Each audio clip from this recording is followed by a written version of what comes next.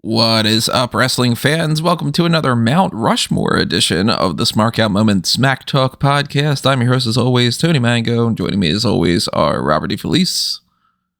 Knock, knock. Who's there? Braden Walker. I thought you were going to say also Callum Wiggins.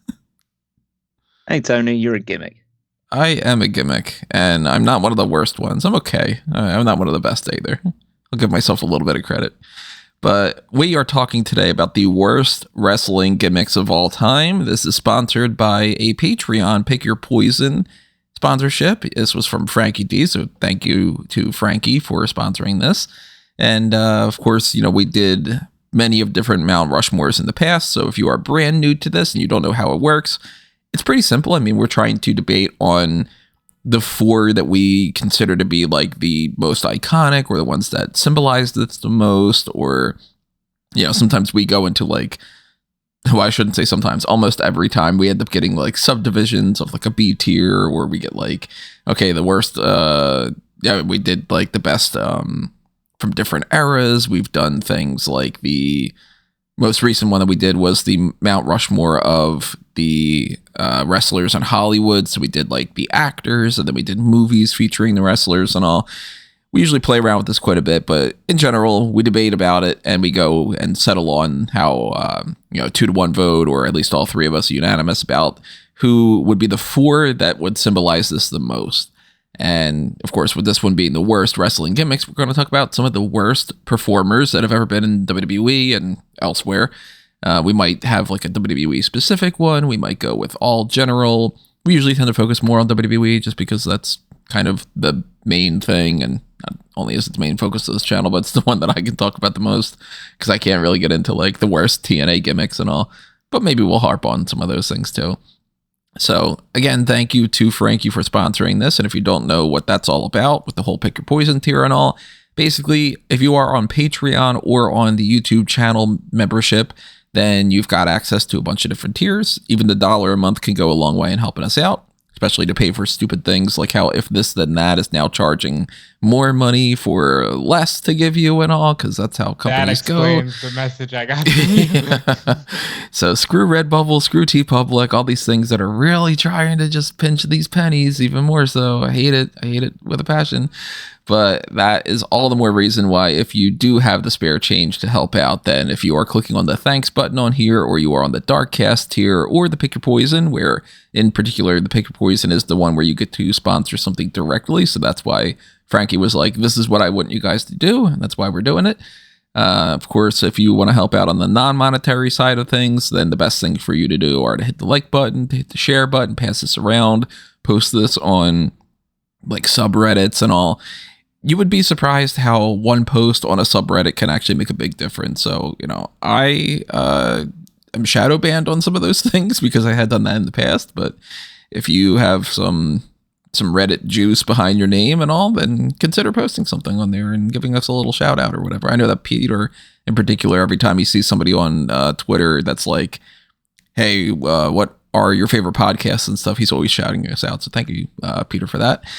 But yeah, I mean, outside of this marketplace stuff, we'll get into other plugs down the line. Let's start getting into the Mount Rushmore discussion that we got going on here and talk about some of these awful gimmicks. And we've done things in the past that are similar to this. Like we did a mock draft of the worst possible roster that we can think of, where we got a lot of people on there. It was like, how many names did Callum set up on here? 216 options. That includes tag teams and stuff. But even though we did that in the past, some of that doesn't necessarily apply here, because some people had a decent gimmick, but they were just a bad wrestler.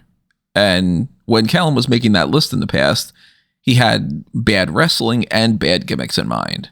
So there are people on that list that I don't think we would ever bothered bringing up here. Like, I don't know, for some reason, this is the first one that caught my attention.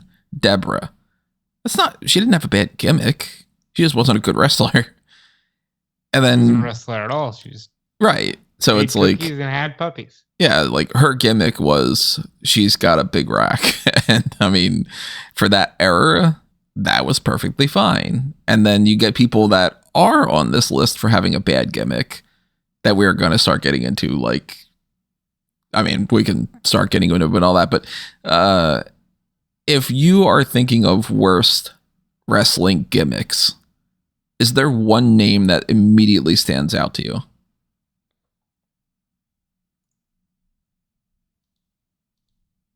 I mean, Shockmaster probably be the first one.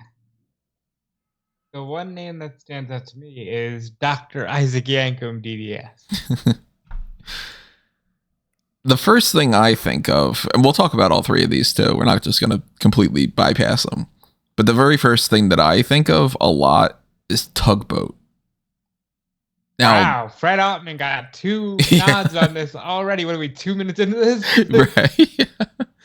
So let's backtrack and talk about Callum's and then Rob's, then mine. Shockmaster is notoriously horrendous. I mean, the thing that sets it apart, I think, is just how could anyone think it was a good idea to start with? Like, at least with some gimmicks that turn out to be really bad, you can at least see some kind of logic behind them. This one is just, why did they, have Fred Ottman and put him in a shiny blue Stormtrooper mask? Because obviously the infamous part about the Shockmaster is how bad his debut is. But realistically, even if his debut was perfect, how is that gimmick any good anyway? Yeah, if you ignore that he trips and he falls, and that the mask falls off and all that, the look of the costume already is bad.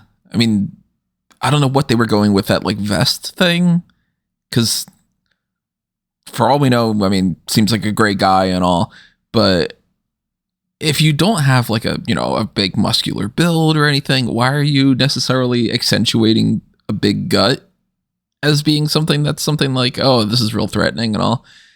It looked weird, that little vest thing, and then your big centerpiece of the whole thing is you took a stormtrooper thing and you made it glittery. You didn't even add anything to it to where it's not as recognizable as a stormtrooper helmet. And the glittery thing, that's supposed to be intimidating. Psycho Sid and all, they're supposed to be oh my god, I'm so afraid of this guy. They should have taken one look at the sketch of this thing and been like, yeah, this is ridiculous, we're not going in that direction. Let alone you didn't think they had a sketch. Well, right, on top of that, when they would have seen him backstage, they should have been like, no, we can't do this, we got to figure out something else on the fly. But the shock, was he supposed to electrocute people? Was he supposed to... He was supposed to shock the world, because he's the Shockmaster. He's going to shock the world. Really just a terrible, terrible gimmick. And we never got to see what their full plans for it was, because obviously the moment he's introduced, it's dead in the water. But I don't really even know what they would have planned on doing in the future with this character. What was the end game? Was it just, we got to do something for this and that'll get people talking for a week? Well, I mean, something that isn't brought up as much beyond obviously the Shockmaster just because of the debut is the debut of the Super Shockmaster. Oh, I don't even know that. That's Fred Ottman as a guy who's the son of the Shockmaster playing the same guy playing the son of the Shockmaster. And when did this happen? It was on WCW, literally weeks, if not months after the Shockmaster's debut. The Super Shockmaster, who was a guy in a blue lucha mask. Oh, I gotta find this. Let me see this. So that's easy enough to find. Super Shockmaster. While you're looking it up, I did have that question, because if he doesn't trip and fall, do they just have him masked? And then is he just a masked big guy who does big guy moves? Oh, so it wasn't his son, it was his nephew, but still. Not better, but okay. That probably in the nephew, because then they could refer to the other Shockmaster as Uncle Fred. Because that's how Dusty referred to Fred Ottman. Which is funny because that is Cody's uncle by marriage, or was at least. They have since been divorced, I believe. And his son, his real life son, currently rings the bell for WWE. Really? Yeah. Huh. Hope he doesn't get electrocuted when he does it. Wow, I'm looking at this thing right now, and Yeah, it's not great, but it's a hell of a lot better than the original Shockmaster. At least it looks like a generic luchador instead of some weird, terrible cosplay that you'd find at a convention. I don't think I'd ever describe Fred Ottman as a generic luchador. I mean, the mask at the very least, generic luchador mask. Yeah. But yeah, that's one of the options at the very least. So probably not as much the Super Shockmaster, but the Shockmaster in general. Just the idea of the Shockmaster, I think at this point, is worthy enough to already put a pin in. I already added it to my potential list because the Shockmaster is something it's infamous on top of being just awful. So, in sticking with Fred Ottman, Tony, why do you immediately think of Tugboat? Why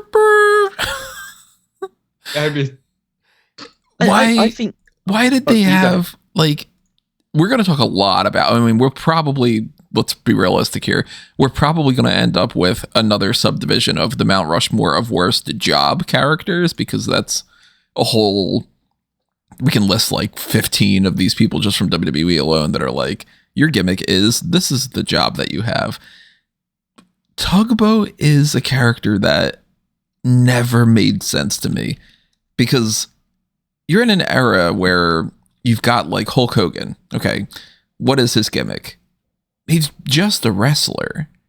He's just a guy that happens to be, he calls himself the Hulkamaniac, and it's like, the Hulkamaniacs are his fans, and he's the Hulkster, and he's the immortal Hulk Hogan, and he's just a guy.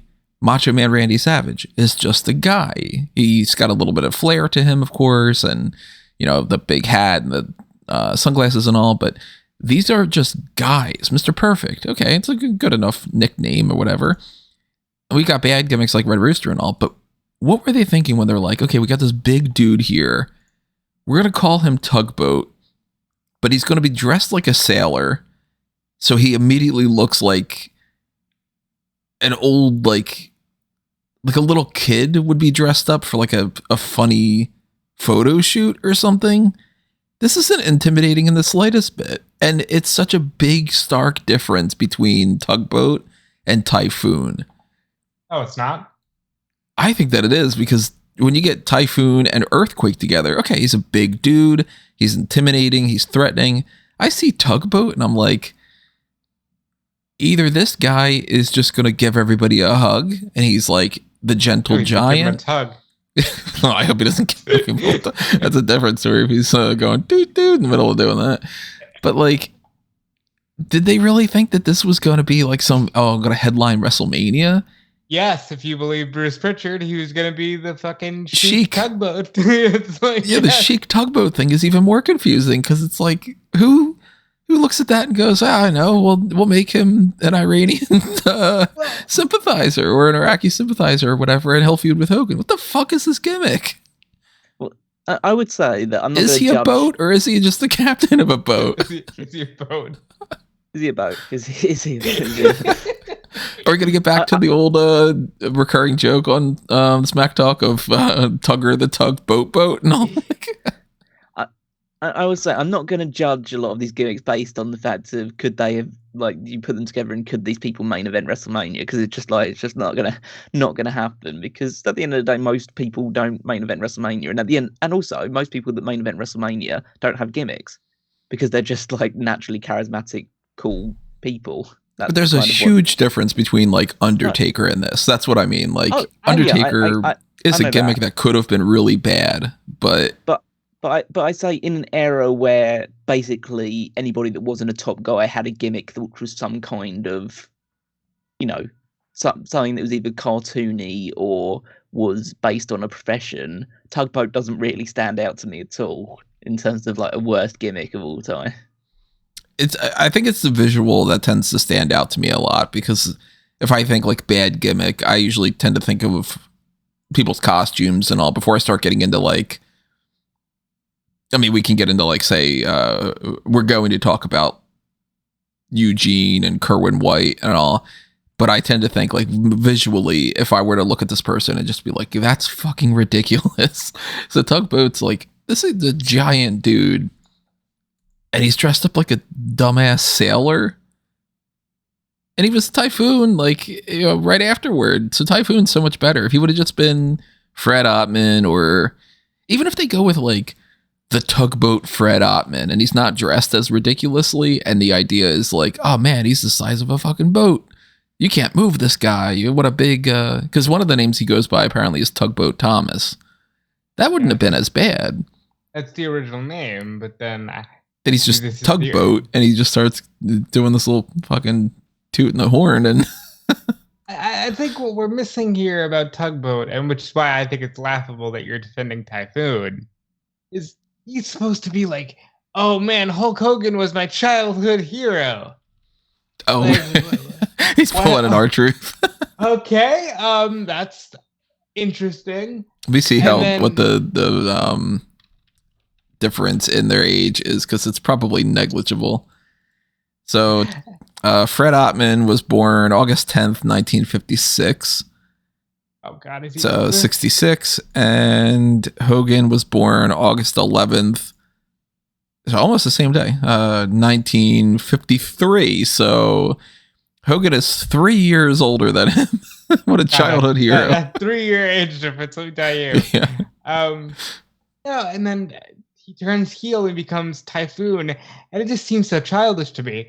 Well, now I'm angry. When the seas are angry, you get a typhoon. What are we doing here? Like, but you see, even that's like they thought more about it, because they were like, oh, well, let's take him in that. We'll give him a name that's based off of like the angry seas and all.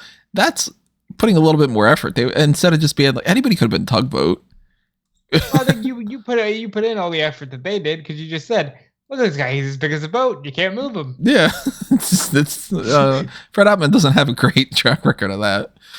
I don't see, I've never seen any footage of him as Big Bubba or Siegfried the Giant or US Steel or Big Steel Man. But those are apparently names that he went by. Steel, by the way, for Big Steel Man, spelled with an extra E. Steele. Big Steely Man. Okay. So I mentioned Tugboat. Callum mentions Shockmaster. Rob, let's get into your immediate thought. Dr. Isaac Yankem, I think that this is terrible. How do you look at someone the size of Glenn Jacobs and not think he's a boat? I don't know, is he a man? Well, Cornette had him as the Unabomb, which is at least a threatening name for, this giant of a man. I look at this man and go, I got it. Dentist. Fucking why? Like, can you imagine if we would have just missed out on Kane because Glenn Jacobs was a dentist? And I think it's the dumbest thing ever. I think it's insane to me that you can say, technically, Bret Hart fought Kane at a Survivor Series, at a SummerSlam. No one will ever talk about it, though, because he's a fucking dentist character. Like, this is the worst thing to come out of 1995, and that includes Mabel being King of the Ring and headlining that SummerSlam. Isaac Yankem is really notoriously bad as well. I mean, Yankem would have completely been, a one and done kind of character, and we never would have gotten Kane if that would have been the case and all. He doesn't even like being mentioned in that same capacity. There's been interviews where people are like, hey, he used to be a dentist, and he's just like, I'm fucking done with this interview, because I'm sure he's sick and tired of everybody being like, you were that dumbass dentist. But yeah, it's hokey, it's schlocky. That shtick is something that it can work really, really well in pro wrestling, or it can be just not good. And of course, we know Glenn Jacobs is, this great performer, is Hall of Famer, all this stuff when he's Kane. But Isaac Yankem, you brought in the character to do a Bret Hart and Jerry Lawler story about just Lawler had his disgusting foot in his mouth. The end. That's the whole purpose of this character, is just that. Wouldn't it be funny if he went to a dentist because of how bad his teeth are, and then the dentist also has bad teeth? That sounds like a really bad SNL sketch that would bomb in front of the crowd. Yes. And it bombed in front of the WWE crowd as well. But like, it's crazy to me to think, if you say Bret Hart and Kane had a cage match on Raw, that should be must-see TV, but it's freaking Isaac Yankem, and I just think that that's a waste. So that's why I think a lot about Isaac Yankem as a waste of a performer, because we all know how good Kane would go on to be. Then Yankem, of course, is in that range of where we'll get into like the other jobs and stuff. So let's start talking some more about some other job ones, because there are so fucking many of these. One of them that stands out to me, another really, really bad one as far as just like an immediate thought for me, and it's during that same time frame, because a lot of these are around that same time frame. TL Hopper. What do you think the character is? Well, he's got a plunger, and he uses that as a weapon, and that's going to help him out in the world of pro wrestling. That's where I get into a lot of the confusion about, why are these people wrestlers? Some of them I get. You know, some characters are sort of like, okay, well, this person, their gimmick is that they're like a fitness person, and then like Simon Dean. I don't think Simon Dean's necessarily a horrible character. I wouldn't put that anywhere close to the Mount Rushmore. You go with like a physical fitness guru or whatever. Okay, maybe they were into pro wrestling, and that's why they got into it. Why are we going like, okay, this guy's a plumber by day and a wrestler by night? Why does he have to be a plumber? Is he a good enough wrestler that he doesn't need to be a plumber? Or is he just doing that because he's super into it? Like that's his hobby, is that he's a plumber? TL Hopper? Toilet Hopper? What the fuck? Toilet lid hopper, in case anyone was wondering what the TL stood for. Toilet lid hopper, and yeah. Instead of it being like, I don't know, Timothy Lewis Hopper or something. I mean, that was just the thing in the time. They just wanted to have characters that had discernible jobs. So, like, TL Hopper is just one of many, like, Duke the Dumpster Droese. That was going to be one I got to, yeah. Duke the Dumpster is definitely another one that we can talk about, because the guy is a trash man, and it's not even like Frank in It's Always Sunny in Philadelphia, where it's, you know, I'm the trash man. He's just the guy that, and the way that they did the gimmicks for him, he fucking loves being a garbage man too. He's always just like, yeah, I'm taking out the trash. This is fucking great, man. I don't know if that makes it better or worse, that he's just like, I can't wait to be making my debut in WWF, but in the meantime, I'm going to really enjoy being a sanitation worker and taking out people's garbage. Why was the WWF in the doldrums to the point where they're like, hey, I saw this guy taking out my garbage. I think we should put him in the ring. Yeah. And some of them, of course, do work. Like Paul Bearer was actually a mortician, and they bring him in as a manager. So that's like, oh, okay, that's kind of cool. And you might be able to take somebody's career and turn that into a little bit of a gimmick for that. Like, look at Dr. Britt Baker. She is a dentist. That's a big difference of her character versus Isaac Yankem, because she's got a finisher that's like, okay, well, you know, she understands how to manipulate the mouth, and she uses a finisher that's based off of that because she is a dentist, and she can cut promos about like, oh, I'm going to kick your teeth in, and I'm going to whatever and all. That is how that works. Meanwhile, Isaac Yankem's just like, hey kids, you know how the dentist is fucking scary? Well, look at this dude. He's a monster. Ah. It's very old school, of course, not just for the time frame, but it's very like gimmicky in a comedic kind of childish way. And I don't know, I look at a character like Repo Man, and I wonder why Repo Man is a wrestler, but I don't wonder why Big Boss Man is a wrestler, because that guy's just like a big brute who is beating the crap out of people as like a security guard or a prison guard or whatever. And he translates that into, well, I guess I could be a pro wrestler. Kind of like Hank Walker is to a certain extent right now. I mean, he was supposed to be coming in as a security guard and then transitions to getting a contract and all. I can picture Big Boss Man becoming a character that's in pro wrestling, but Repo Man, I don't know. He's fun. I'm going to say that, but why is this guy running around going, I'm going to steal all your shit and everybody's okay with it? Fuck that guy, man. I think Repo Man is probably one of the easier ones to pull off to me, because you can just have him be like, yeah, I'm going to steal your championship and haha, everything that you have belongs to me. It's kind of like how IRS, really dumb, really, really dumb, but it worked. It worked pretty well, and they put him with Ted DiBiase, and they made that work. Sometimes it really just is on the performer, because let's be honest, there's a world easily where The Undertaker's on this list. It's a dumb gimmick that he just managed to make work for 30 years. Yeah. But there is something with the job people that I think if you can realistically understand how they transition into a pro wrestler, like I would excuse something like the Goon. The Goon's dumb. Nobody's going to be like, oh, my favorite of all time is the Goon. But hey, if you get kicked out of hockey because you're fighting so much and then you become a fighter, sure. All right. Well, he looks ridiculous, but I can see the through line there.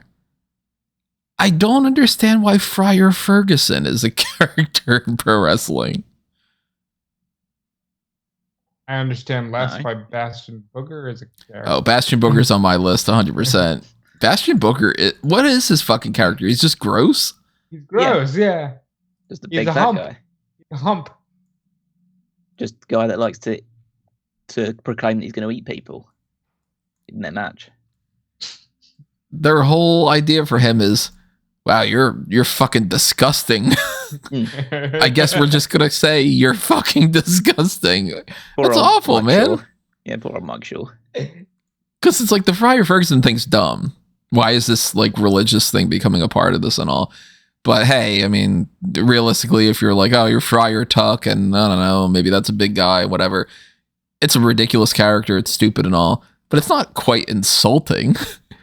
You get into Bastion Booger territory, and it's kind of like, I always wonder if you get cast in a movie or TV show as like the ugly friend or like the creepy dude that people think is disgusting or whatever.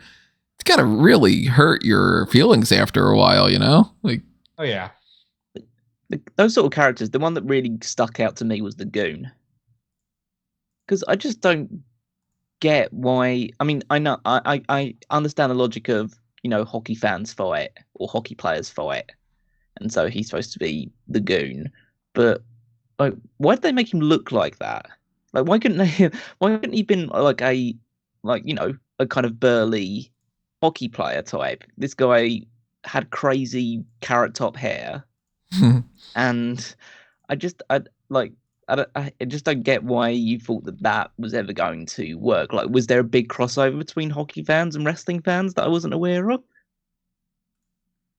There might have been. There was. I don't think Bill Irwin is doing it for them. Like it was just an over need to put gimmicks on these people because they just couldn't be, like Tony said with Hogan and Savage.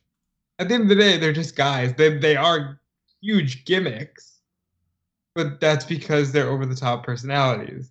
It wasn't like, here's Hulk Hogan. He's going to turn green at some point in the match and yeah. start fucking smashing you. Like, now, like, with the Goon, like I mentioned before, like I could understand more of the hockey thing of how he becomes a wrestler, but when you have him going out quite literally dressed 100% as a hockey player, like he's got the gloves and a fucking hockey stick, that's a little bit like, just okay, you're way past the suspension of disbelief here, but I still understand that gimmick more than necessarily Abe Knuckleball Schwartz. It's there to understand. Baseball was on strike. It was a way to work in homophobic jokes. Everything they wanted in 1994. Of course. Basically, every gimmick was designed to throw in either homophobic, racist, or sexist jokes. That's cool, great. I mean, I think that's something we could all agree upon. There was a lot of that going around for several years. But it's funny how they take that idea and they're like, all right, baseball player, let's do something with that. And they just go full force on it. Like, he is wearing the most stereotypical baseball outfit at the time. And he's got the baseball cap on. And his face is painted to be a baseball. So is he the baseball? Is that what we're going for? Well, and as far as I'm aware, I don't, correct me if I'm wrong. As far as I'm aware, he didn't even use a bat as like a gimmick. Like he's gonna, hit you with a bat or something, right? I see pictures. I'm looking it up online right now. He was on strike. How could he use a bat? If you were gonna say, "Hey, name me," I don't know, name me 3 people in pro wrestling that used a bat as a foreign object. You'd be like, all right, Sting, Chris Jericho. You're not going to be like, Abe Knuckleball Schwartz, the baseball guy. But he has a catcher's mitt. So I'm not going to use a weapon that I could actually beat somebody up with. But I've got my ability to catch a baseball in case somebody throws that. We had to force in that pitcher or a catcher joke because we're homophobic. It's weird when you look at a character like that, then you go, man, you were so much better off as the Brooklyn Brawler who couldn't win a goddamn match. Well, speaking of him, let's talk about something that a lot of people would consider a horrible gimmick, but I would say well exceeded that and is not at all something to bring up as like a Mount Rushmore choice. Doink the Clown. Clowns are dumb. I hate clowns. I don't think that they're entertaining. I don't understand the fun part of it because it seems like maybe I'm going to alienate myself a little bit here when it comes to like pissing people off. I think if you like the circus and clowns and all, it's kind of the same as if you're a little kid that just giggles at dangling keys. It's like, oh, this is loud and colorful and noisy, and it's good enough for my brain, So I never liked clowns. The only clown that I actually like is Joker, which isn't really counting because, of course, that's kind of different story. But Doink was fucking fun, man. Like, what a terrible gimmick that became something that was interesting, and they got a lot more mileage out of that than I ever would have imagined. So much more different than Kizarny. I certainly wouldn't put Doink in a bad one. I think Matt Bourne did a great job with the character. Him as a evil heel clown is a great character. Mm-hmm. I think it gets bad when he becomes a babyface and you add Dink and Pink and all the other people into it. That's when he becomes a bad gimmick. But that's beyond the point of the initial introduction of the character. Kizarny is, I mean, again, you can see the logic in Kizarny in the fact that he's supposedly a guy that is very aware of wrestling's carnival roots and speaking in carny language. The thing is that people watching in 2007 or 2008 when he debuted don't really care that it came from a carnival background. They just, want to watch wrestling. And him speaking in a language which people can't decipher or can't listen to quite clearly, that makes him seem really weird and out of place. Just, I think it immediately alienated people to him because, especially like his first match was against MVP on SmackDown. And this was in the middle of MVP going through a losing streak on SmackDown, which had been going on for several months at this point. And the crowd was starting to cheer MVP because they felt bad for him. And so you're supposed to get this new guy you supposedly want to push as a babyface out of this, and you put him against the guy who's getting organically over as a babyface. The crowd just absolutely hated him from start to finish, and he had a shitty finish and all that other stuff. I don't know whether the gimmick itself merits being one of the worst of all time, but he's a bad character for sure. Yeah, I don't even think that the gimmick is necessarily all that bad if you would have had a better performer underneath there, because if you give him... Well, let's put it this way. If you put a different person into the same gimmick that's able to have a better look to them, but still the same kind of vibe, that's an action figure. That's somebody that you can instantly be like, oh, okay, that's like an over the top character. And, you know, if they're able to have like a cool finisher, they're able to cut a better promo in that style, it might be kind of fun. And it might be a good way to like be another Undertaker-esque or like Boogeyman-esque kind of character of, you know, a little bit fantastical and all. And he had a decent entrance. Like they had the cool lighting and he was like, you know, spinning around like a fucking circus act would have been or whatever. But he just sucked. So it was like that amplified that this character wasn't good for him. And it's a shame that they used that name for him and all instead of waiting for the right person to do it. Because sometimes it is just the performer. He was the right person to be Kizarny. He still does basically a circus freak whole thing today. He was the right person for it. It's just that it was the wrong time and they weren't fully behind him. It was just, they got this weird bug up their ass in '08 to start doing character-based gimmicks again. That's why we got him, R-Truth, Kung Funaki. You know, we just got that weird thing, and I'll be that odd man out and go, boy, did this work for me. As a weird 14-year-old kid, this worked. You were a big Kizarny mark for 3 weeks. I was a big Kizarny mark for those vignettes. I watched that one match he did and then never popped up again. You know, like it worked for me. I enjoyed the weird talking. I probably had like a 2-week stint where I tried to talk like that. It was very annoying. Crazy carnival type things can work. I mentioned Joker for the Batman series, but there's like Professor Pig and there's that Carnival arcade game and there's Twisted Metal. Metal, like, yeah. I mean, speaking of Mojo, yeah. Like that in and of itself as a gimmick can work and it can be applicable to a lot of things, but Kizarny, it didn't work out that time for him. Poor guy. Now, we could talk about a lot of people that had bad, like, generic gimmicks. Like, hey, Ricky Ortiz, he's got a towel. You know? Like, around that time frame, that was... Let's hear it for Lucky Cannon, everybody. Lucky Cannon, his gimmick is basically... Kind of sounds like a porn star name. Sort of. And that's it. You know, okay, that's really going to go far. This is somewhere around, I don't know, I don't remember exactly when this was, but...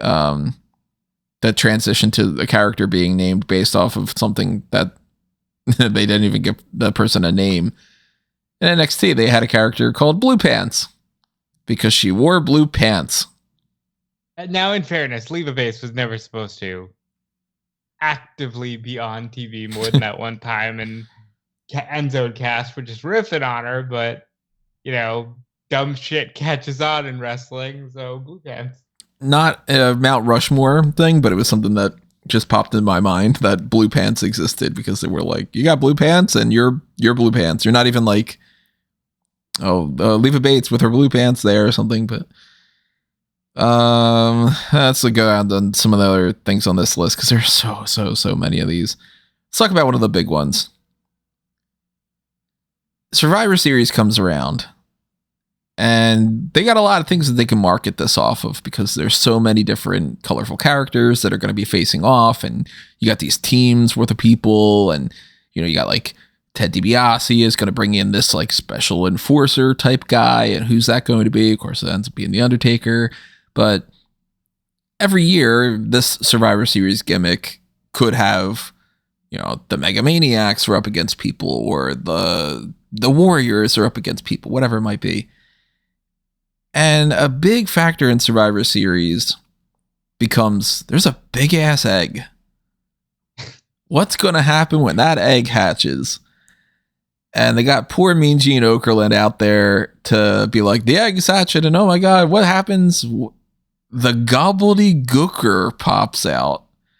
It's a fucking guy in a turkey outfit just going, oh, gobble, gobble, gobble. And Mean Gene Okerlund's got to try to sell it. Who are you? Oh, you're the Gobbledy-Gooker? Yeah. My favorite thing is that the egg made a return, like, what, was 30 years later. And It was an egg. It's like there's something with Vince and eggs where he's just like, I got a fucking egg. It's a gold one this time. I love eggs. The Gobbledy-Gooker sucks. I think it gets way too much flack. Like, it was meant to be a stupid thing during a time where, I mean, we talked about Tugboat a lot already on this podcast. Tugboat was a featured act on this show that year. So they were still just throwing shit at the wall. If you go on the WWE YouTube channel, there is a video that's called WWE Classics Superstars Hang with the Gooker. And the thumbnail for it is Gobbledy-Gooker and a completely baffled Tugboat. He looks like he's just like, what the fuck are you? I'm a boat, you're a turkey. What the? Gobbledy-Gooker's terrible. What the fuck? I'd say the Gooker is it's inoffensive. It's like it's dumb, but it was very short-lived, and realistically, because they've kind of recognized as soon as it debuted that it was a bad thing, they've actually made more value out of it than probably a lot of the other gimmicks that we could mention, because they bring it back because it's so dumb and it's crazy, and we'll bring it back for like a gimmick battle royal or something like that. And that's, so it's actually probably been a net positive for them rather than a negative. But what was their thought process? Did they really think that this was going to be like they were going to have another character pop out? It was going to be the Undertaker as the Eggman, or it was going to be Ric Flair or something like that, and then they realized how dumb that was, and so they panicked and put a turkey in the egg. That's the only explanation for it. Well, I think it was more of a, hey, we can have this guy at the house shows and he can dance around with the kids.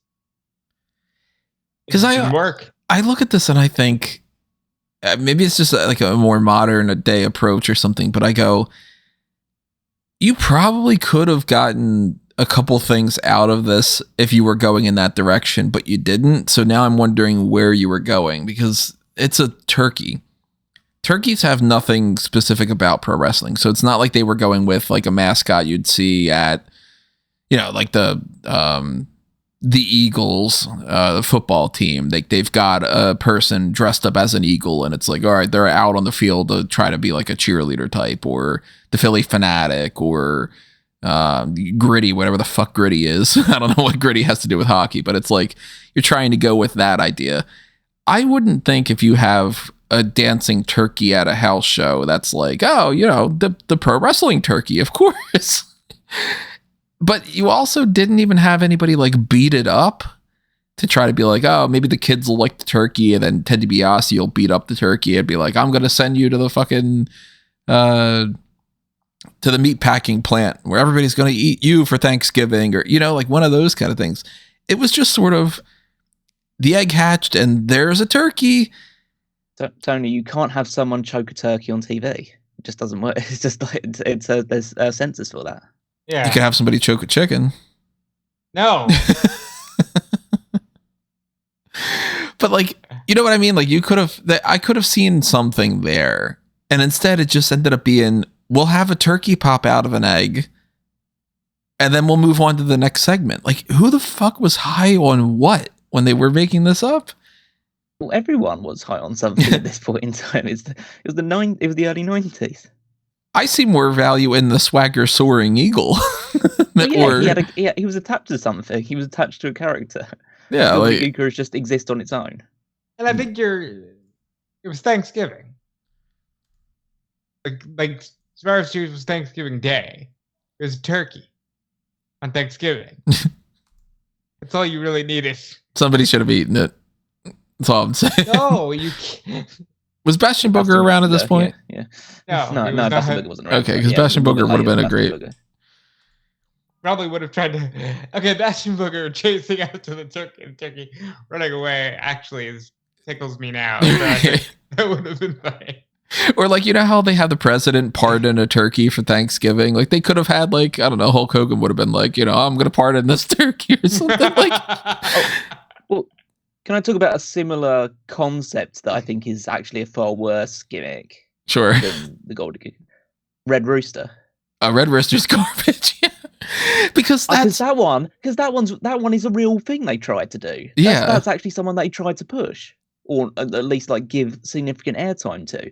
And who in their right mind would say it would still be stupid, but I can kind of get the concept of Terry Taylor, Terry the Red Rooster Taylor, or Terry Taylor the Red Rooster. Like if you had his real name and then the gimmick attached to it. But the fact that his full name is the Red Rooster, in a similar vein to, you signed Kerry Von Erich and you decide to call him the Texas Tornado instead. It's but this one is just it's so bizarre, and the stories that go around it about the fact that it was a toss up between him and Kurt Hennig about which one was going to get Mr. Perfect and which one was going to get the Red Rooster. I don't buy that shit for a fucking moment. No, but I just don't get why they think that, having a guy, give him that name, and basically have his hair stick up in the middle with a red mohawk, is supposed to get a guy over, or why you would persist with that for so long. Like he was that character for years, a number of years, yeah. Because I don't know, like you said, like there's something there. The whole he's the cock of the walk and whatever like that. It's very old timey in a lot of the ways that, people will be like, oh, that's a real humdinger. And you're like, oh, that just sounds ridiculous. You know what I mean? Time goes on and those kind of phrases are not quite, they don't translate the same. So you go back to like, maybe like the Bob Backlund type era, and somebody might legitimately be like, that guy's like a Red Rooster. He's such a cocky son of a bitch. Well, they wouldn't say son of a bitch because even like the quote unquote badass, like a John Wayne in movies, was always like, well, darn it, I'm gonna whatever, because people were lame as shit back then.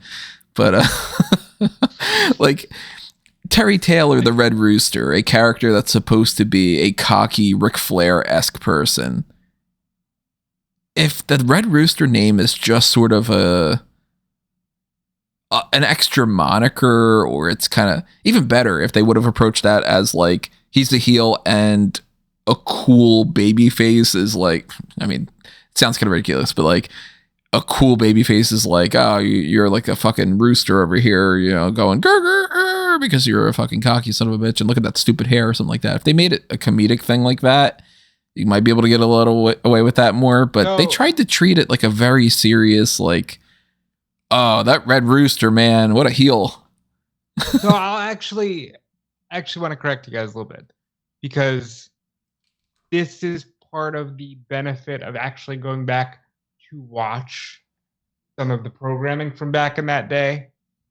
The entire fucking Red Rooster is Bobby Heenan going, I can make anything work.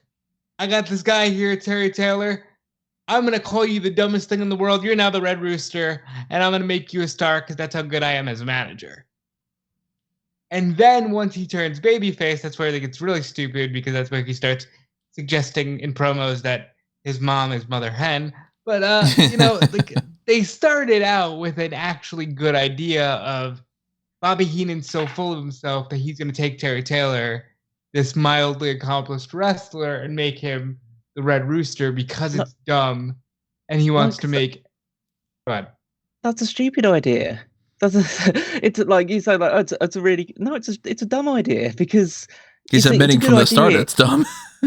It's a good idea if the person that Bobby Heenan thinks that he's going to make a star is some sort of lovable oaf, like he's someone of a hillbilly Jim maybe aspect to him. It's like, yeah, a big guy, but he's affable, and he's caught up with the wrong crowd, and they've given him a dumb name, but they think they can make a star out of him. And then eventually Bobby Heenan gets pissed off about it, and then the guy turns babyface, and it all goes well. Terry Taylor, like, again, never interacted with the guy, but from all accounts, he seems to be not the most likable person in the world, or he seems to have a kind of an air of he seemed to fit a heel persona, and he looked too generic, or he looked too just like just a wrestler to make this sort of gimmick work. So I think it's an overall, if that's what they're going for, they picked the wrong person. And even if that was the idea they're going for, why bury a guy straight out the gate just for like to get your manager over? That's because that's expected okay. This is a vehicle to get Bobby Heenan over rather than the wrestler. No, Bobby because Heenan, who was pretty over at that point. I think he didn't need another kind of character that's like, oh, I need to prove I'm the greatest manager of all time. How about prove you're a great manager by just managing people that win all the time? The dumb part to me is where they think, oh, and then he'll turn on Bobby Heenan and face him at WrestleMania, and then the Red Rooster will be one of our best characters and super over, because it was never going to happen. So I mean, again, I don't know whether that one will go on the round match for or not, but I just don't think that it's I don't think it's not good. A good one by this stretch. I wouldn't put that in the Mount Rushmore territory, but I mean that's mostly because we have so many of these that we can talk about, and I want to bring up another. We talked about Gobbledy-Gooker. Let's talk about another animal here, or at least half of an animal, because he's half man, half beast. The old Mantaur. God. When you say a character and the immediate response is two people in sync going, oh gosh. It's a guy with a cow mask that comes, or bull mask, or whatever you want to call it, comes down to the ring. And you know what? It's like, it's some sort of kooky play on a Minotaur. It's Mantaur instead. Mm-hmm. Because I assume they didn't want to go too far into the Greek mythology with that. And the fact is that, I'd say like, no offense to the guy, but he doesn't look like a Minotaur. He looked like a big guy in a cow mask. Again, it's he had hooves. But it's just one of those things that it fits the time, but it's also why and I know you guys disagree, but it's also why I think that period of wrestling is the worst ever. I don't disagree about some of that stuff. There's some great character work and there's some great stuff that happens there, but it is very much in that. I mean, even the Attitude Era has like the revisionist rose-colored glasses and stuff. A lot about Attitude Era stuff. Attitude Era's got some really bad ones. We tend to be focusing a lot right now on like these really bad old school gimmicks, but old school is applicable to Attitude Era at this point too, but like Mantaur, again, I'm going to repeat this for a lot of different things. If you tweak it a little bit, it might not be too bad, because there are so many different people that have gimmicks of like, oh, this guy's a beast, or the animal Batista. You never had Batista dressed up as an animal. Yeah, Rhino is like, oh, he's like a rhino, and he's just a guy, and that's where it goes into. Mantaur, he probably wouldn't have been a great wrestler to begin with. Just a big burly dude. But if what's his real name? Mike something or whatever? No, that wasn't Mike Shaw. No, I thought that his name might have been Mike something as well. Let me see. Mike Halleck is his name. You don't need to name him Mike. He went by some other nicknames over the years. Apparently, Bruiser Mastino, Mafioso Mastino. So he was a mafia character. Like, sure, a big henchman. Bruiser Mastino, also a name that Kane used in WCW. Bruiser Mastino. I don't know. This is kind of news to me as far as even him using this, but he went by Terminator Mastino. He went by Tank. He went by Mad Mustafa. So maybe you go with like, Mantaur Mastino. He's like a big fucking beast of a guy, and he doesn't have a goddamn cow head, essentially, that he takes off, and then he just looks like a dude with weird face paint and all. Just the guy himself going out there and being an intimidating burly dude or whatever, I mean, could have worked, but you put him in that costume, dead in the water. Ridiculous. Mantaur. My favorite thing about this exercise so far has been you regularly trying to justify how to make these things better, instead of just acknowledging that they're all awful. If you dig that idea, think about how I can make so many other things better with the Blueprint Project, because this proves that if you put a little bit of effort into it, you could actually turn things around. And if I put so much effort into things like the Power Rangers story, which is Absolute Power Rangers, a Mighty Morphin Epic, or things like The Batman, A Nighttime Story, 100 Records from the Wayne Foundation Archives, you will see that there are so many examples of something like Condiment King. Absolutely ridiculous character, but you know what? I've got a reason for him to exist in the Batman universe. I'm not going to explain what it is, because I won't even explain Condiment King in Chapter 4, which will be coming out pretty soon. Spent 8 hours recording that the other night. Absolutely ridiculous. But you can find all that stuff over there on fanboysanonymous.com. Show your support for that the way that you would with Smark Out Moment. Hit up that Patreon in particular, because that will make sure that I do more content on that front. Make sure you are subscribed to that YouTube channel and check out the Facebook and Twitter and all that goes along with that too. But yeah, I mean, if you put a little bit of effort into some of these things, they might work out. And I want to kind of keep that trend going while we're talking about some of these things here. Which, by the way, I'm also creating a separate list here. I'm writing down notes of these things that we're talking about, but I'm kind of putting them off to the side as far as I already have a list of job related ones, and I've got like Gobbledy-Gooker and Mantaur and like, okay, these like animal themed ones, because we could probably end up with a master list and a couple subdivisions. Here's one that's another, like, I wouldn't say it's necessarily like a job based thing, but let's just say it. Let's talk about Kerwin White. That's not okay. Well, that's not job related, right? Because because they had the whole like golf caddy thing with Dolph Ziggler, and I was going to tie that into like, they tried to make it seem like that. But his gimmick was he was a Mexican guy that decided that he wanted to be a white guy. Yeah, that was his gimmick. This is one of the ones that's purely like, all right, this is first off, how does this translate into pro wrestling? Second, why are you doing this with Chavo? And third, it's pretty fucking offensive. Like, this isn't even just bad. It's like, oh, that's actually problematic. And do you guys remember his catchphrase? If it ain't white, it ain't right. Yeah. And you would think all these things we're talking about that it would be like, oh, you know, it's a different era. This is probably the 80s. Or no, this wasn't that long ago. 2005. Yeah, this is like, I was graduating high school when this shit was happening. That's not fucking right. Like, the saddest, well, there's so many sad things about it, just the fact that they decided to conceive this in the first place and, you know, build up a whole heel character for Chavo based around the fact that he wanted the privileges of being a white guy and all the stuff associated with it. The only reason this gimmick ended was because Eddie Guerrero passed away. Mm. And that's when he reverted back to being Chavo Guerrero to honor his uncle's legacy. Like, at the point that Eddie passed away, he was portraying this character. That's like, yeah.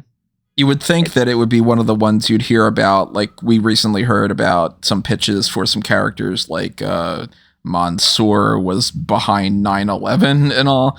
You would think that this would be one of those, like, oh, some ridiculous writer brought up this gimmick and it got shot down. But no, it's like, no, Kerwin White went through all the stages leading up to the debut and then continued. They thought they had something here. On pay-per-view, didn't he? Didn't he beat Shelton on pay-per-view? I believe so, yeah. Yeah, like, they were behind Kerwin White.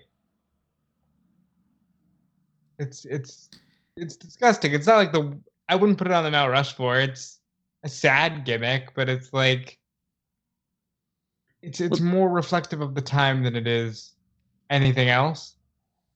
It's one of those ones that fits into the I don't know what category we'd put it into, but it's like the stuff that you look at in 2023 eyes and you think that it's just a bit icky.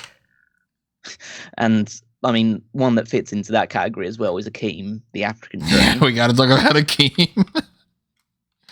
Who is basically, well, is akin to that in the sense that it was one-man gang who Slick found out apparently has some like African heritage. Yeah, like, and so he decided to make his whole character the fact that he was African.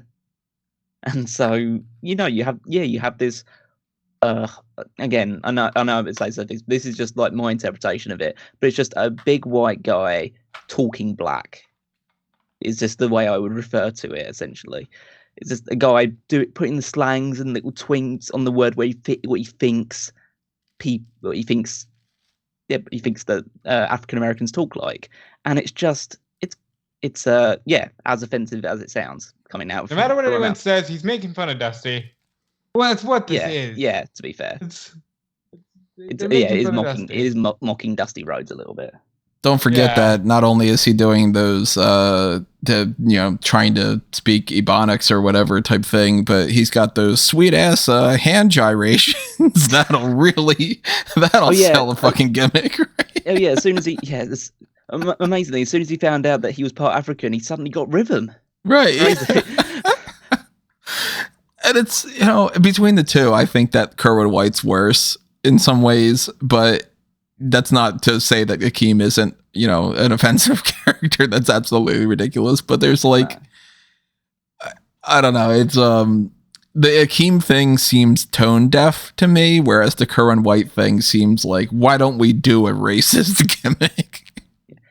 It's trying to distort between the lines because Chavo's whole gimmick was based around the fact that he doesn't want to be lumped with the Mexicans anymore.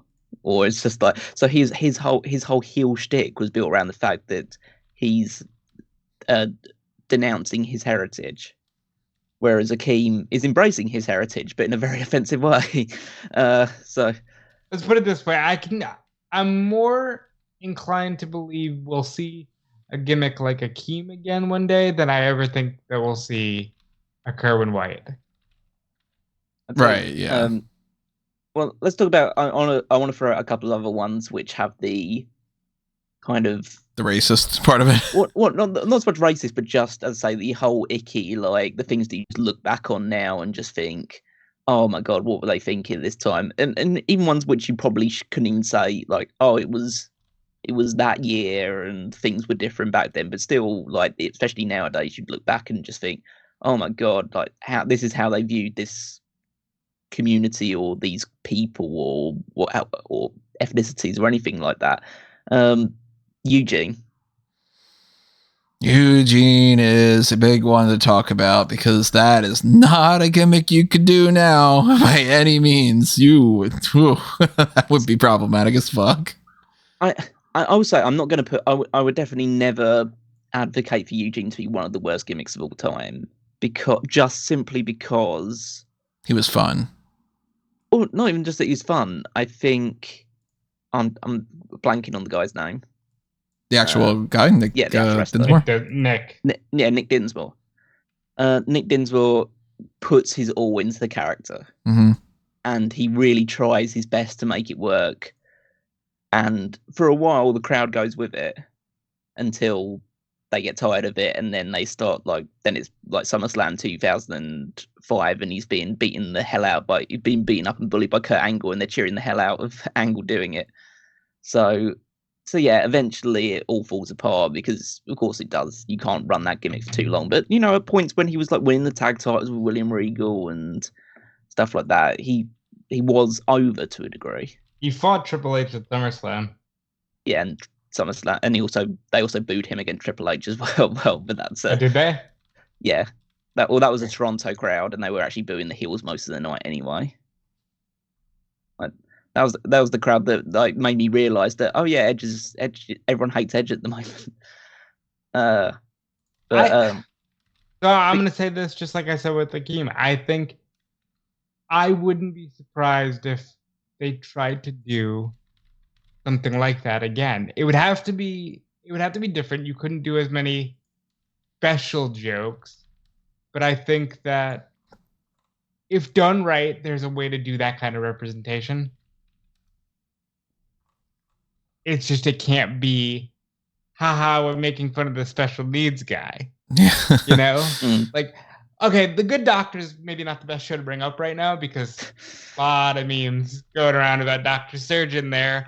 But the intention is, let's show this neurodivergent surgeon who, as social quirks, but I think if you told the right story, you could see a Eugene again. You just can't make it like, haha, we're making fun of him because he's, got special needs.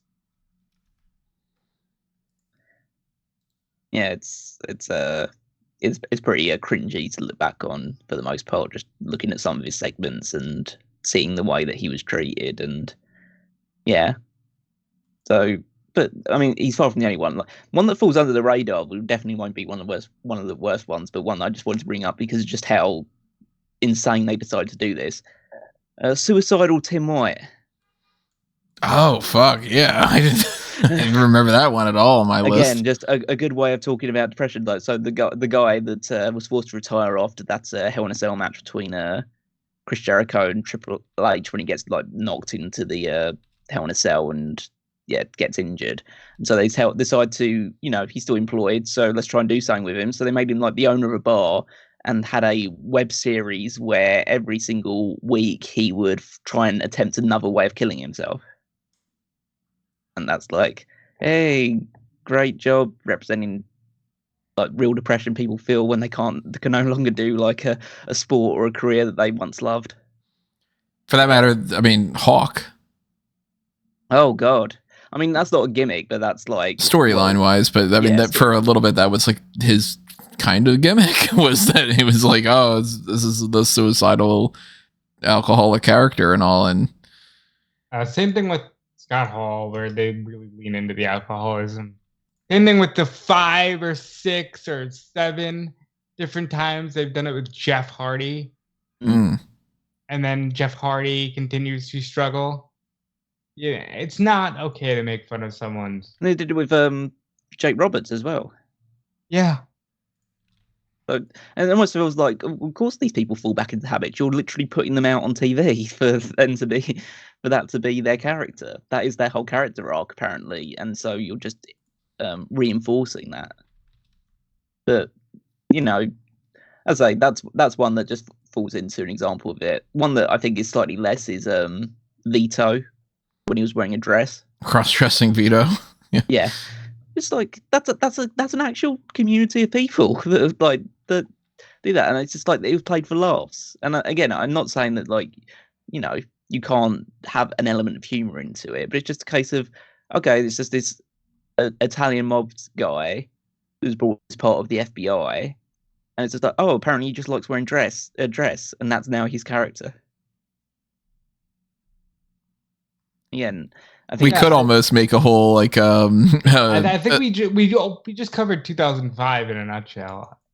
Like if you throw in like cross-dressing Vito, Eugene, Festus, another character that's like just making fun of people with neurodivergent tendencies and stuff, like you could have a whole subdivision of cancel culture or something of what we'd have now, like Oh yeah, absolutely. Like ones that Twitter would hate. Yeah. We were talking about like the more racist gimmicks like Kerwin White and all. Mexicools. Mm. Oh my God. That takes the cake for me because it's 3 really, really, really talented former WCW Cruiserweight champions riding around on lawnmowers because they're Mexican. It's like, get a grip. Get a grip. What are you doing? I'm looking up so many different ones here. Also 2005. No, I'm looking up a bunch of different lists here because there's some that I'm like, man, I forgot about that. Oh yeah, there's ways. There's far too many that we'll even be able to talk about in this time. And I mean, we can list a bunch that if we wanted to get deeper into them, we could, but I don't think we're going to end up putting them in the Mount Rushmore just so, to mention them though, like General Huge Erection. I'm like, I forgot about that. Yeah. But some people are bringing up ones that I'm like, I don't think that these are necessarily bad. Like the Mean Street Posse, I don't think is a bad gimmick. No, that's just Shane McMahon's friends. Yeah. I don't think that the Spirit Squad is a bad gimmick. I wouldn't say it's not a great, bad gimmick, but they used them a lot, so I don't think it was there for what it needed to be. Yeah, it was like that was already a comedy act, and they are portraying these athletic characters. So it's like, okay, there, there's something there, and you can understand why they're able to flip around in the ring and all. I forgot about yodeling Cesaro. He could also quite speak brave. 5 different languages. Yeah, like He was also a rugby player. rugby thing. I don't mind all that much, but why was he yodeling? He's Swiss. Because he could. And as far as yodeling Cesaro, Matt Morgan stuttering? Mm-hmm. That one was bad. They had Bubba Ray stuttering for a while as well. That he carried over from ECW. Yeah, that's true. But yeah, so you had I don't know why they decided they had this big guy that they decided to give the F5 to after Brock Lesnar went, and decided, okay, he's got to have a stammer. I mean, realistically, Matt Morgan was a bit of a charisma vacuum, but He could have surely just you been a can do generic better than like henchman, kind of Even the heavy manager. bodyguard Yeah. or something. Yeah, like there's ways to. So many people in the pro wrestling business haven't had great mic skills, but they've been able to translate to a better career. And when you give a guy a character like that, you're fucking him over. Come on. Don't tell me that you're sitting there brainstorming stuff with the creative team and you're like, you know what I think will get this big man over if he stutters. Fucking really? You're killing him before he's even got a chance. Like, I'll make the argument. It's dumb. I hate it. He's awful. But Giant Gonzalez isn't as bad as a lot of these other ones in my mind. I don't understand the outfit. That's already bad enough as it is. Like, why has he got this hair growing out of these muscle jumpsuit or whatever? But if he's supposed to be some kind of a big monstrous, this guy is like it's something you would find at a freak show or something, and he's brought in just to basically destroy the Undertaker. It's hokey, it's stupid and all, but I wouldn't put Giant Gonzalez under the worst gimmicks. I'd put Beaver Cleavage under this, which is one that I had on my short list of like, yeah, I can't find any reason to justify this. Well, there's no justifying it by any conventional logic. The justification is that, and I'm just going to say this out on a podcast, I don't actually mind, Vince McMahon's obsessed with incest. I mean, there's a track record going on here.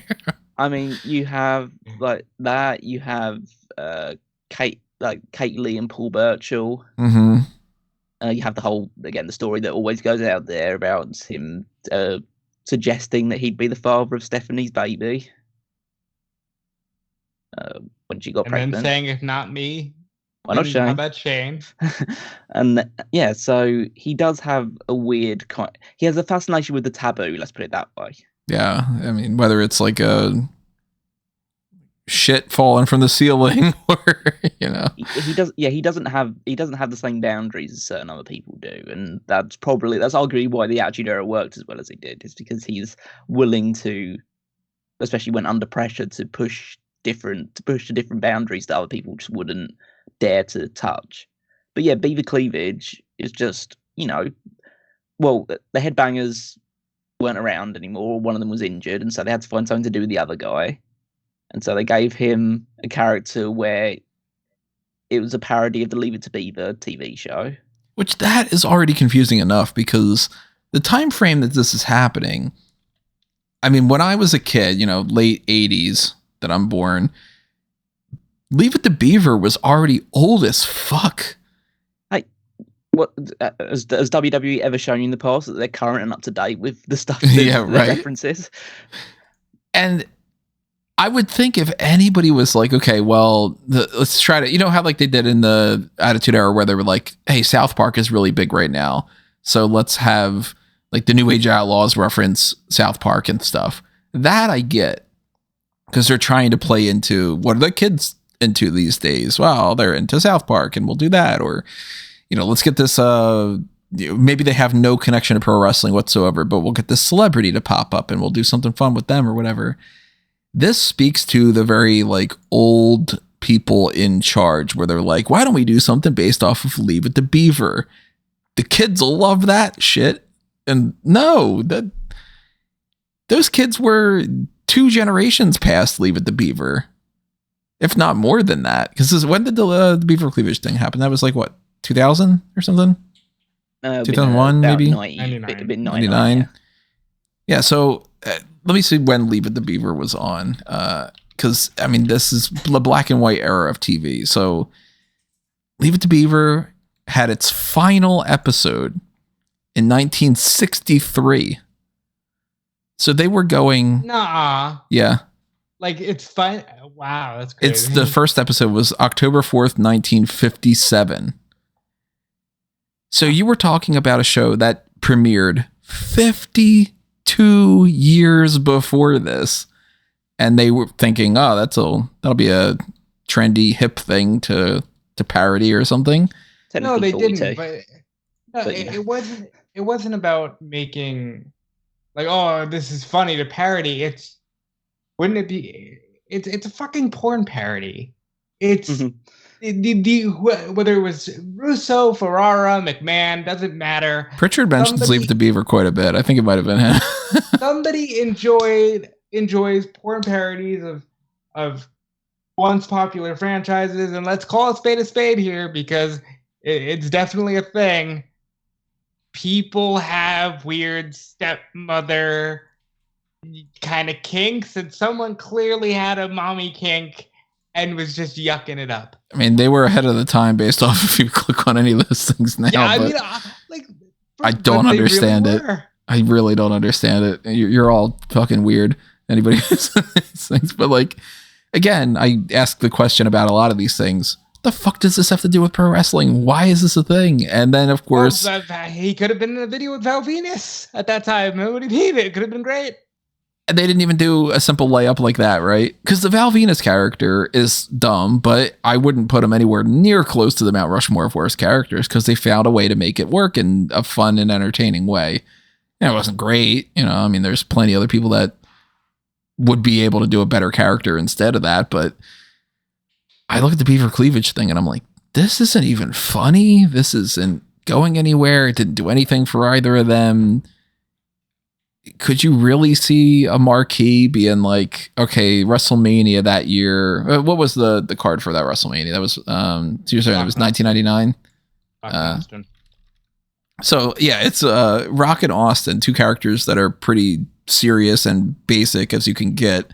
And, you got like the Brawl for All is going on in 1999 and you got Kane and you got DX and all. And DX is doing funny, parody type stuff, but maybe you make the Beaver cleavage thing like one pseudo supposed to be funny segment and that's it. You don't make it a whole character. Bring in another person to play his mom that he's like, the fuck? Like, I can excuse Thurman, Sparky, Plugg as being dumb, but you got a little bit of history with that. Let's start getting it. Get STP right. No, they didn't. That's really dumb too. I didn't think about that. Yeah, let's go with the STP thing and then go TSP. Somebody just mix that all up. Yeah, like, it's dumb enough that you want to have a character named Thurman Plugg. Yeah, that's real fucking badass, right? But Sparky Plugg. Okay, maybe we'll do something there. The Beaver cleavage thing, I just go like, I don't know, if you're Russo or somebody, maybe you do one bad segment and you move the fuck on. You don't make that a character. That's continuing. Pretty much what they did, though, isn't it? Like, it only lasted a couple of weeks, and then it was. And the cutoff to that is he literally breaks character on TV, saying, "I can't do this." And we're live, Chaz, because this is we're showing that wrestling is fake again. Mm-hmm. And then he's just Chaz from New Jersey. That's so much better. And bring him cleavage is his girlfriend Mariana instead. Yeah, you bring that up though, and that brings up a character called Seven. Hey, there he is. I feel so bad for Dustin Rhodes. He's got a lot that he could go on this list. So many bad gimmicks. And you know what? It's weird enough to say, man, Dustin Rhodes has a lot of bad characters that could go on this, but Goldust isn't one of them. Because Goldust somehow fucking worked. I'm not a big fan of the artist formerly known as Goldust. But he's got the I was gonna weird. say Goldust worked for a very short time. But it was like they managed to take a weird character that on paper makes no sense. And he got a lot of mileage out of that, and he twisted it in some fun ways and all. The 7 thing, there's Black Rain. Ugh. But yeah, it was one of the, like, so the 7 was, like, there were vignettes that were run for a short period of time of a guy with a just completely white face hanging around the windows of children.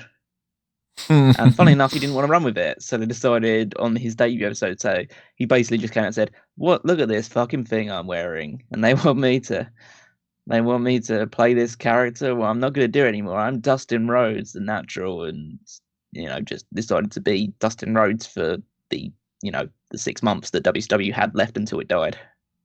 Because again, we're telling people wrestling is fake. And like, look, we know wrestling is fake. I'm just sick and tired of it. Like. And I hate when they try to do that for a cheap pop on TV. Well, if we're talking about wrestling being fake, let's transition into these 2 characters, because this is a fun little snippet in time frame. The Outsiders leave. They go to WCW, and WWE decides, but the characters of Razor Ramon and Diesel didn't leave, and we're going to get fake Razor and fake Diesel. I can excuse fake Undertaker way more than fake Razor and fake Diesel. And for anybody that's like, oh, but they turned it into a whole thing about how it wasn't the real ones, and you know that it's fake. No, motherfucker, they did that afterward. They tried to put this as the real Razor and Diesel for a short time frame. They only pivoted after it was like, yeah, this isn't fucking working, so let's just turn into the skid and make it about like now we're like self-parodying in a lot of ways. But for a little bit there, they treated Glenn Jacobs as Diesel, and they treated whatever the fuck, Rick Bogner, I think was his name, as Razor Ramon. Yeah, it's again, it's just a means of trying to undercut WCW signing Nash and Hall, and yeah, basically saying like, because especially after. Hall cuts that first promo on Nitro, which is very akin to his Razor Ramon character, the same sort of style, and probably just in between the legal battles that were ongoing in the background, they decided, okay, we still own the characters, and the characters are what people are interested in. They're not actually interested in the people playing them, so we can just recast them essentially, and everyone will be into it. Turns out, like, they don't look like Razor Ramon and Diesel, and people aren't super into that, and they don't talk like Razor Ramon and Diesel. So it's it was just an experiment that was doomed to fail from the start. But I'm not going to I wouldn't present this as one of the worst of all time, just because it was an attempt, and they did pivot in something which again was still shit, but at least had a reason behind it. I will say, they found somebody that looked as close as they possibly could to Scott Hall. Like, that guy looks like the knockoff version of him that you would find on the indies, where you see people as, like, they're trying to portray The Rock, and, like, they got as close as they could get when it comes to that, but it just wasn't going to work. We want to talk about knockoffs. Can I bring up the Renegade? I forgot about Renegade.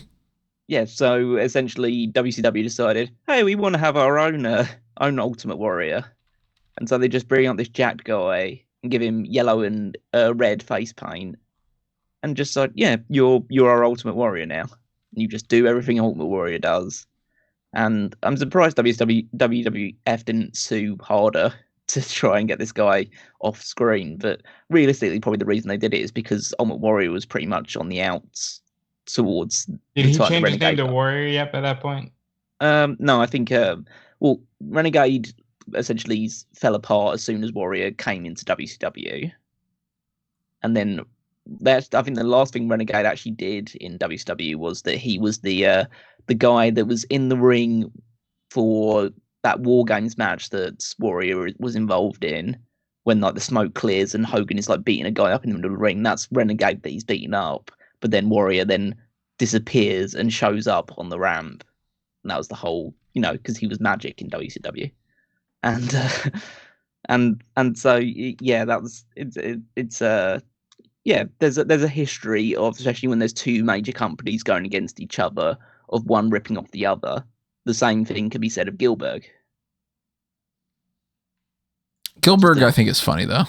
Oh yeah, it's a fun parody. But so like, I wouldn't ever put Gilbert there, but like that is the age of you parody characters in order to try and undercut the other one, and fundamentally it never works. You just make yourself look petty. Well, if we're talking about parody things like that, let's bring up Oklahoma. Oh, fuck you. That was awful. And shame on people for making fun of JR having Bell's palsy, and shame on everyone who participated in that, including Dr. Death, who went along with it for some reason. Yeah. I mean that is just a purely offensive gimmick towards a guy with a condition that he can't possibly control. Mm-hmm. And fundamentally, like, both WCW and WWE made a living of just kicking the crap out of JR, both literally and figuratively. Like fucking Dr. Heine. That like one-off thing that Vince McMahon did for that little skit. Just, yeah, they just all... Like, literally, I just think everybody that's employed JR just hated him. And they just... it just radiates gossip. And, like, he's currently under somebody who doesn't hate him, but, like, everyone hates him because he's old now and he doesn't commentate like he used to. But that's, like... but yeah, that's just a royally offensive character. Yeah, and that could be in that icky offensive type things. Very much so. Stop me if you want to talk more about them, but I think that they're pretty self-explanatory. The Yeti. The Yeti. And the Missing Link. Missing Link is fine. Different era. Like, those are that's in that like Mantaur, Gobbledy-Gooker, creature animal type range. I don't think that even like a character like Berserker is like, no, it's dumb, but it's not worse gimmicks. It's just they thought they could do a fucking Viking. And I mean, fundamentally, like the Viking Raiders nowadays. Yeah, they're pretty much that. So it's like, yeah, that's on the list for a lot of people. It's like that Berserker was dumb, but whatever. I think Battle Cat's worse and Arachnaman's worse. There's Oz. That's bad because it's Kevin Nash and he's better than that. There's the Kiss Demon. Yeah, still making money off of it. Really? Yeah, TNA hired him a little while ago, so it's like we're impacted. I wouldn't put Glacier and Mortis and Wrath on here. They were trying to copy off of Mortal Kombat. Yeah, it's another rip-off thing, just not of another wrestling company. Yeah. So I think if that gimmick wouldn't have occurred smack dab in the middle of the NWO, like if they would have gotten it in like 2 years before or Mortal something. Kombat 2 time, I think they might have had something on their hands. Mm-hmm. Well, what a jarring contrast that was to the NWO, man. And it's really not that much different than just a generic luchador type thing if you make a couple tweaks.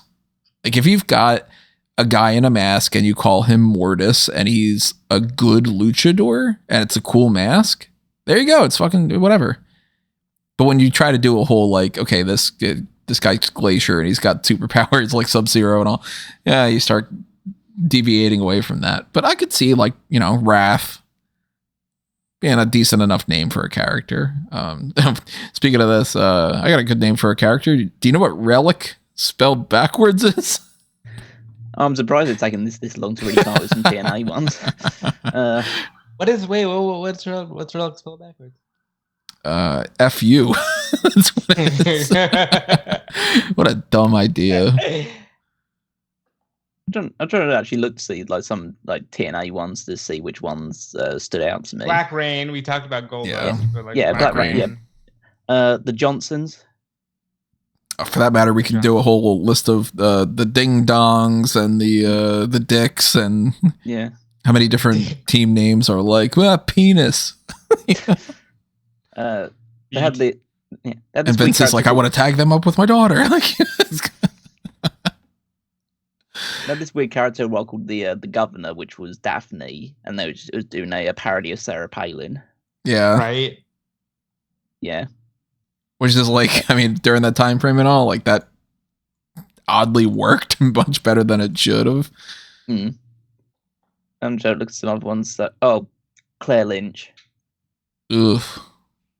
It's just like, again, I don't know where it's technically a gimmick. It's just a badly put out character. It's just like, yeah, let's tell a whole like 6-month arc about the fact that AJ Styles is an adulterer.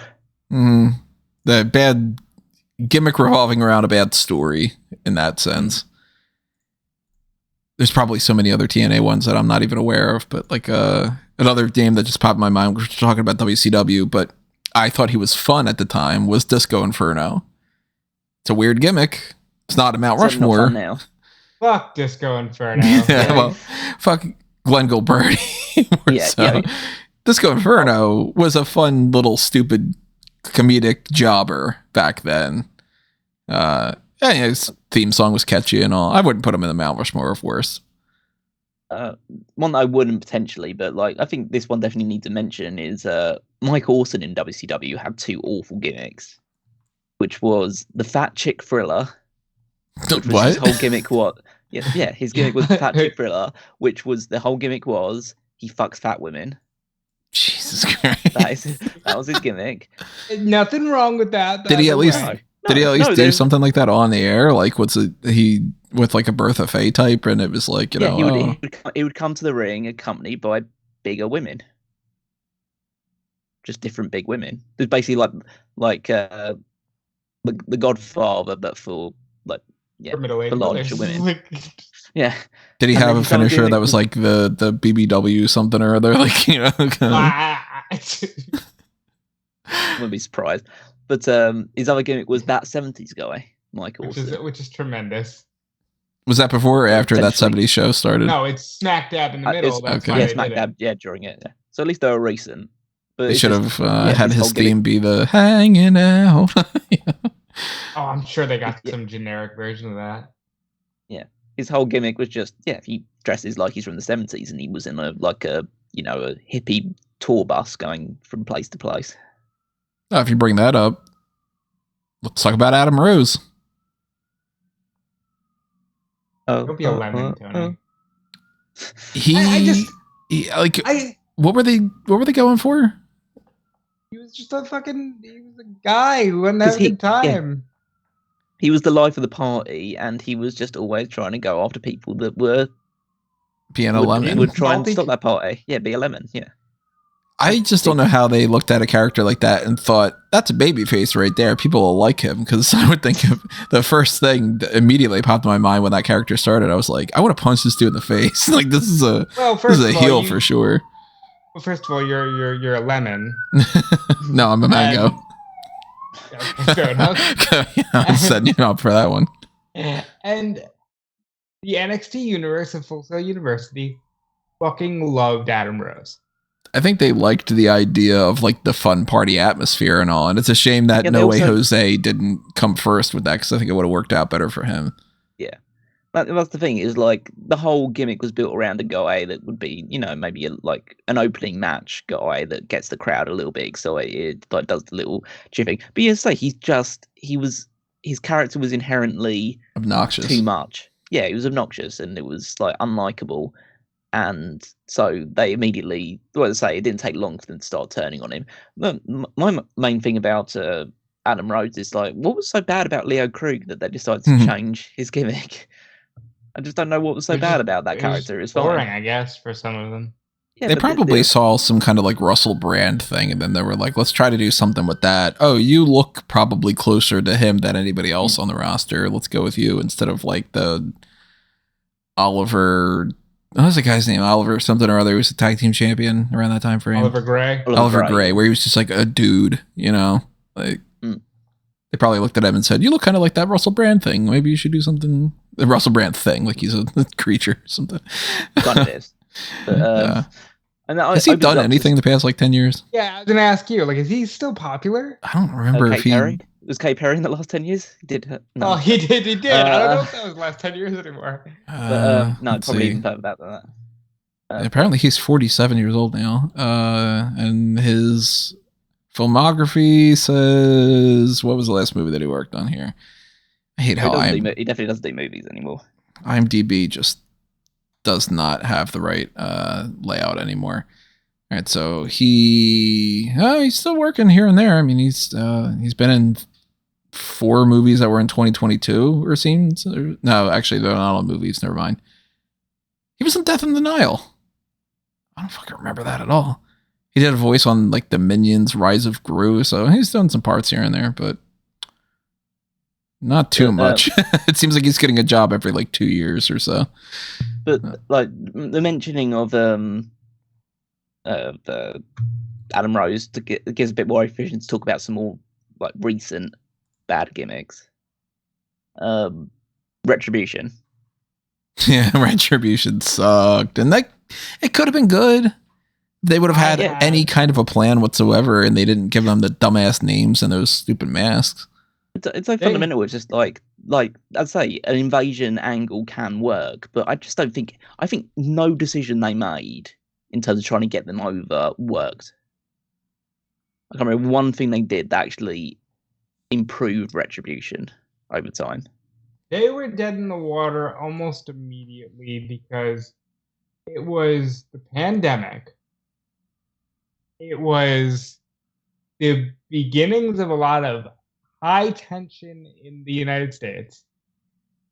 And they introduced this group before they even debuted by saying, "Hi, everyone." Again, going back to the wrestling is fake thing. "Hi, everyone. We're going to be doing a gimmick tonight on Raw. And we just want you to know it's not political." And then they proceeded to do basically, a rioting protest kind of deal. And it was the right idea, wrong time. And God, they couldn't have found people with more muscular build. Yeah. It looked like 12-year-olds were ransacking the performance center.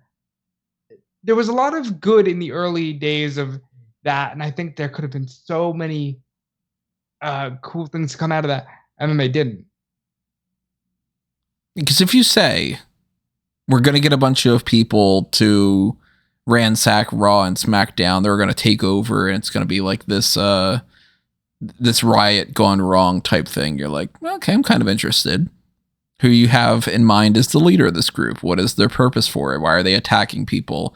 Why are the other followers joining this person? What's the end game? Are they going to factor this into Survivor Series? And how do you do the brand split with this? And all these questions that if they would have mapped this out ahead of time, it could have potentially worked. But instead, they took it into this like, let's throw whatever random people we can get to go out there and to just be like, oh yeah, we took off a ring rope.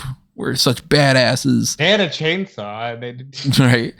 And then your big like reveal after all this time is that you're going to name characters things like T-bar, which if you just do a quick Urban Dictionary thing, the first thing that pops up is that it's slang for a thong. And then you go, slapjack. Go ahead and check out the Urban Dictionary thing when it comes to that. It's something that I'm sure if I mention on here, I'll get the YouTube algorithm saying that this is like a problematic thing and all. But like, you take a character like Mercedes Martinez and a character like Mia Yim, and you're like, we're already naming the group something dumb with Retribution. It's too bland and generic.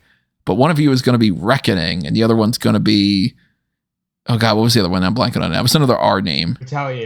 Retaliation. Like, so you mean to tell me that somebody didn't just spend about 6 minutes? They went on dictionary.com. They went to the thesaurus section and typed in like vengeance. And they were like, okay, retribution, reckoning, retaliation. And other people was like, I don't know, but fucking T-bar. Whatever the hell. They tried to retroactively give it these explanations of like, I'll give you a mask and a different name because that's what it's somehow supposed to tie into Mustafa Ali and like racism and stuff. But they tried. And the thing is, I will give them all the credit in the world for the effort that they put into trying to do that. And then WWE just didn't want to go with it. Because Ali was doing the hacker thing, and he tried to tie it into that. And ultimately, I look back on Retribution, and I see it as the biggest failure of the pandemic was you could have created any new stars. in the same way that you put Braun Strowman in the main event of WrestleMania, you could have created 5 or to 7 new stars for Retribution. And then you just didn't. It's a shame. You want to talk about Heidenreich? He raped a guy. he fucked a guy in a bathroom stall. That was the whole gimmick. Well, that's one part, but another thing is that originally the pitch was that he was an unfrozen Nazi. Oh, so yeah, that was the link to it. The idea of I think he was the one that was pitched as being I can't remember what the guy's name would have been, but essentially, yeah, he would have been an unfrozen Nazi managed by the Jewish Paul Heyman. So it could have been worse.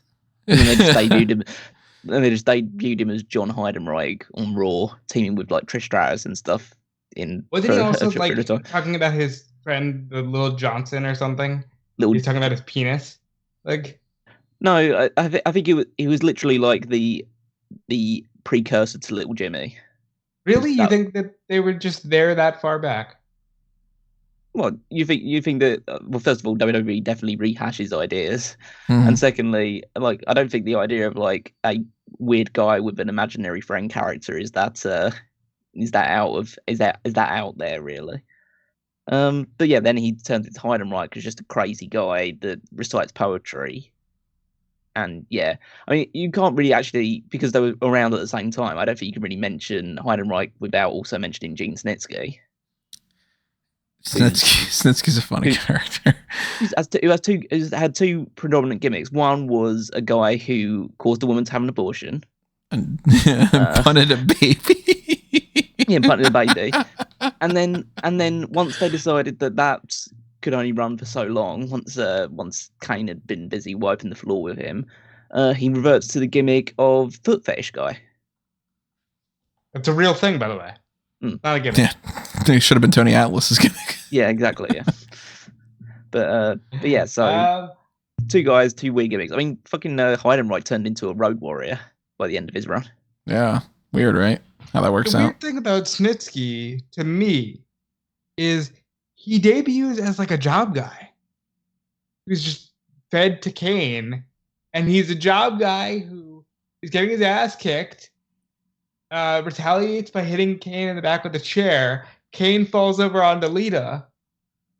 And a miscarriage. And suddenly that makes Snitsky a bad guy because he was getting attacked by the 7-foot pyromaniac who murdered his parents and who murdered his parents. You're believed that he had raped Lita, but now they're actually cool, so now we're sad that the baby's not gonna be a thing. Fucking, again, 2004, 2005, they were just throwing shit at the wall. Here's a quick mention. I don't think that it's anywhere near to put on the Mount Rushmore, but at least we're talking about mountains. There's Mountain Rock. Like a big dude with a guitar, there you go, it's the end of it. It's unoffensive to me. It's dumb, but whatever. Offensive? Naked Mideon. Naked Midion's the one I had run underneath it. If you would have been able to see my screen, that was the next thing I was going to mention. Though? There's nudist colonies. This is such a dumb gimmick. Why do you take... I mean, well, okay, look, let's put it this way. Why do you take a weird-looking fat guy and make him a streaker? Because it made Vince McMahon laugh. We know why they did it. He would have been rolling on the floor every time Naked Mideon came. Yeah, you would have heard that big belly laugh for sure. But that's the why they did it for popping Vince. Why are we watching it? I think that's the same exact reason. Like he's brought in as Phineas I. Godwin, Pig to go with Hog of Henry O. Godwin. And that's funny. That's the best. Yeah, I fucking love the Godwins. I thought that was great. And that's a funny enough gimmick that, like a lot of these, on paper, some of them can work. And then when you see them in execution, they're bad. Or on paper, some of them sound ridiculous and then they kind of work. And I'm like, at the time frame, back when things were a little bit sillier and all, and you had like the smoking guns come out with the gun, the little cap guns and all. Phineas I. Godwin, Henry O. Godwin, the Godwins, Hog and Pig, I thought was fucking great. It's just subtle enough for this type of crowd that you can get away with it to be like, oh, it's funny. It's Hog and Pig, or their acronyms and stuff. But you take him into the Acolytes and the whole Ministry of Darkness and all, and that's one thing, that he becomes renamed Mideon, and he's got the third eye and all that, and that's not working at all. But then you decide that he's just going to be a fat schlub that's running around with his balls hanging out. I don't know if I'd put Nicky Mideon on the Mount Rushmore, but I know it's at least close to that, because this is dumb. I hated it. This is during that time frame where I was like, yeah, I don't think I'm going to watch wrestling anymore. And lo and behold, took a couple of years off. Not specifically because of Naked Mideon, but it was certainly a factor in that, of being like, I don't find this fun. Golga is around that time frame. Oh, but yeah, but that's all part of the oddities, and fundamentally, like, the oddities were all to a degree over, so I wouldn't class them as a bad gimmick. If you want to hear us watch an ICP movie, go check out Fanboys Anonymous, Big Money Wrestlers. Yeah, that was a part of the Pick Your Poison, so thank you for that one. Golga was a weird character, though. I mean, it's you got John Tenta going out there with a Cartman shirt and a mask that's supposed to show that he's got like a big growth on his head, like a horn. So he was originally, if you believe Bruce Pritchard, which that's your disclaimer, he was originally supposed to be like some tortured soul who had like a weird growth, and then they just made it some guy who likes Cartman. And like where's the through line there that gets from one point A to point B? Now, I just watched The Goonies for the first time a couple weeks ago. It was one of those blind spot movies that I hadn't gotten around to until recently. And the one character that's underground and all, like, okay, is that their inspiration for Golga, kind of? I never heard Golga say, hey, you guys, though. Potentially. Like Sloth, he's Golga, just with a mask on. Yeah. I don't know. But yeah, as I think they were over, so I wouldn't put them that far down. You said far down, and it reminded me of this one. Farting Natalia. See, actually, I was going to start bringing this up as well. It's the fact that we haven't actually mentioned that many women on this, because I think it's actually an indictment on not just WWE, but a lot of promotions booking of women, is that there aren't that many bad women's gimmicks. And that seems like it would be a bit of a counterintuitive thing, but actually it's because the women don't actually have gimmicks. Mm-hmm. There's basically three gimmicks that are out there for women's wrestlers. You have the nasty mean girl bitch, which sometimes crosses over with another one, which is quite literally hot chick. And you're like, all right, that's it? You're just hot. Okay, well, 99% of them are. And then you get the I'm a super serious wrestler who wants to be different from the other two.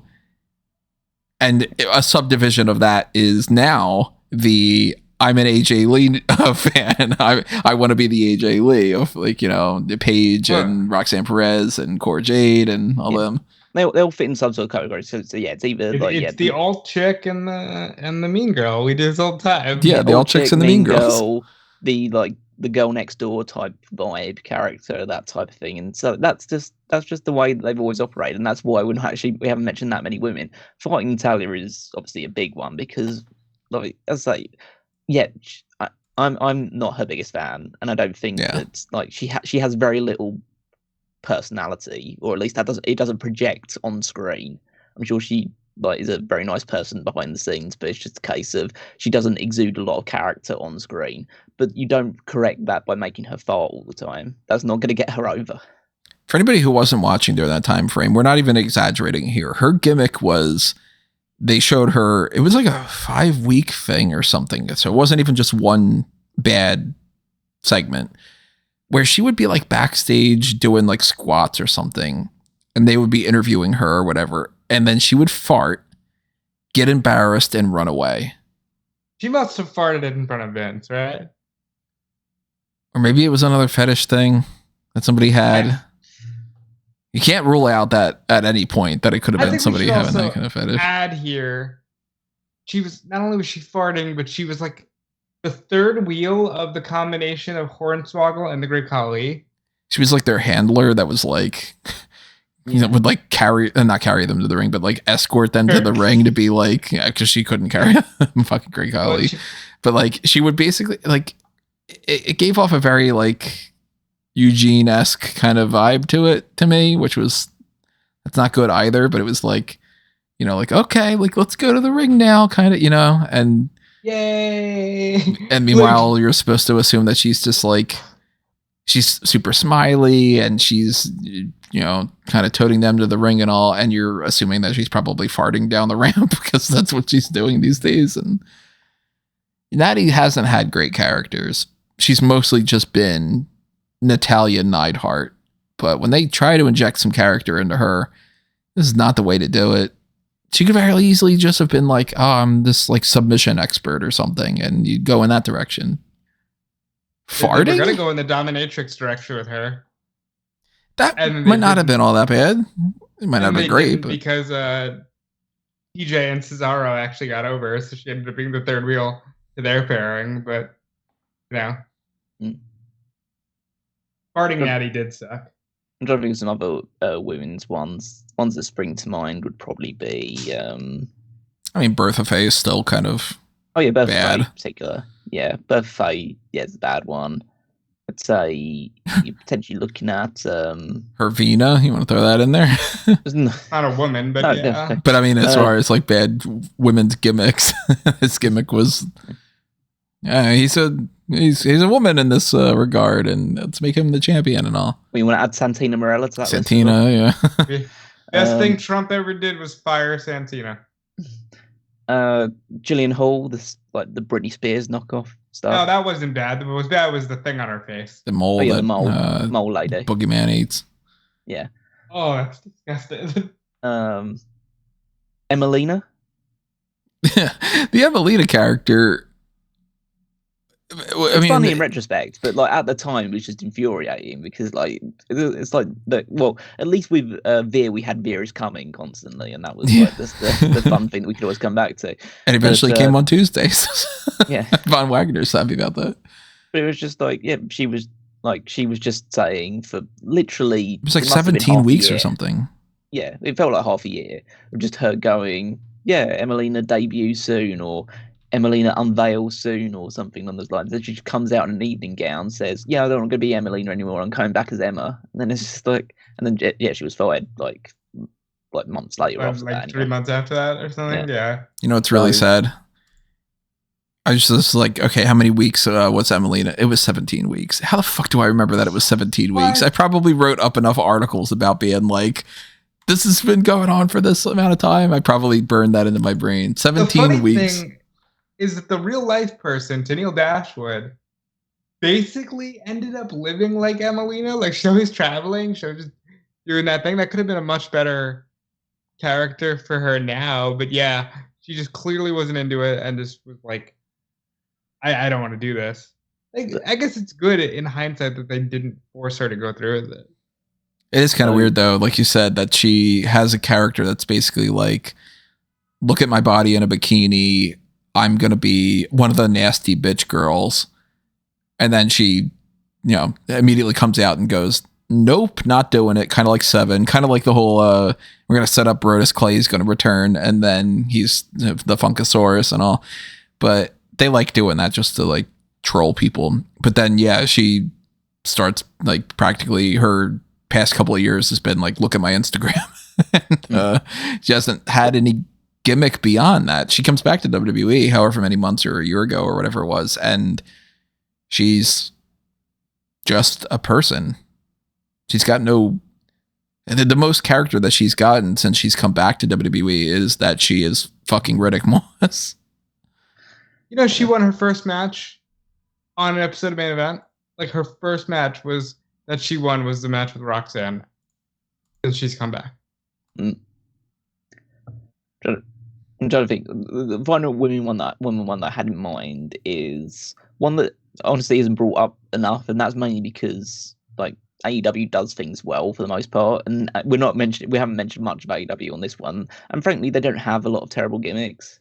They don't really have a whole lot of gimmicks to begin with, yeah. No, yeah, true, but like The librarian. No, the librarian's potentially one of them. But I thought it was just like that's just inoffensive. One that stands out to me is the Nightmare Collective. Oh my god. See, I don't know. I wouldn't go with like a bad gimmick for them. I just thought that this was a kind of worthless faction. Because what was the gimmick really? They were just a group of people that Brandy Rhodes was like, here are my mean girls, without being like the Lindsay Lohan mean girls type. Well, you know? Well, it was meant to be some element of occultist stuff because they had Luther and they would always do the thing of like cutting people's hair off and do some like weird backstage segments surrounding it. And Brandy would always dressed in like black and red and like, as I say, it was like just this weird counterintuitive thing because she was portraying this kind of not like semi-supernatural but overall evil character. Well, her husband was the most over baby face in the company and she would accompany him to the ring still, and it's like that. It's more just like the overall illogical nature of it that really stands out to me. I think, unfortunately, poor Brandy was snake bit throughout the entire AEW. Like every time she tried to do something, it ended up not working out for her. Is heels even a thing anymore? It is. I believe it's one of the things that Amanda Huber runs now. I know she was running it with Leva Bates, but that won't be happening anymore. You mentioned the librarian, so I thought that was kind of a funny send-up on a lot of those things. That was like speaking to the meta idea of AEW. Sometimes AEW's whole persona is we're making fun of pro wrestling, and the Young Bucks and all, they kind of play into that. But I think AEW's in a much better place now that they've gotten largely away from that kind of stuff. I think so too. To an extent. I mean, some of that stuff still carries over, but yeah, you know, for a little bit there, the all the dark characters that they tried to portray in AEW, they had a lot that they were throwing out there, hoping that any of them would stick. Because remember when Dark Order was like the Super Smash Brothers with a bunch of, God, what did they call those mooks? It was Creepers. Like the Creepers, yeah. And that was like supposed to be really serious. And then eventually they turned into a bunch of fucking numbskulls, and it's so much better. They got there. Like I thought Brody Lee was in his best when he was the leader of the Dark Order. You know, unfortunately, he ended up passing, and I think a lot of the pandemic led to a lot of the comedic stuff as well. But yeah, like the Dark Order just ended up being a silly bunch of guys. You know, you guys mentioned the Nightmare Collective. AEW really doesn't do gimmicks well. Like Max is a gimmick, MJF, but he plays that like it's an extension of himself. Yeah, and a lot of those gimmicks are really just essentially inflated versions of normal people. So, to me, like, you know, the Rocky Johnson or Rocky Maivia thing becoming The Rock, it's not really a gimmick in my mind. It is, but if you say pro wrestling gimmick, I tend to think more like Undertaker types and more, you know, Isaac Yankem and all, rather than Stone Cold Steve Austin as the badass with the, you know, whatever. Yeah, Ringmaster, another, like, that didn't work. But we would have, in another world, we would have talking about Chili McFreeze. Could have been another one of the worst gimmicks of all time. Shark Boy, for that matter, was fun in TNA. I feel like there's some major ones that we're missing, but it's hard. It's hard to know which ones really stand out and which ones are just like, it's dumb, but it's wrestling. You know? Yeah, I do feel like there's probably so many. Oh my God, we can't end this. We can't get out of here without talking about scripts. Fuck scripts. All right, scripts down on this list too.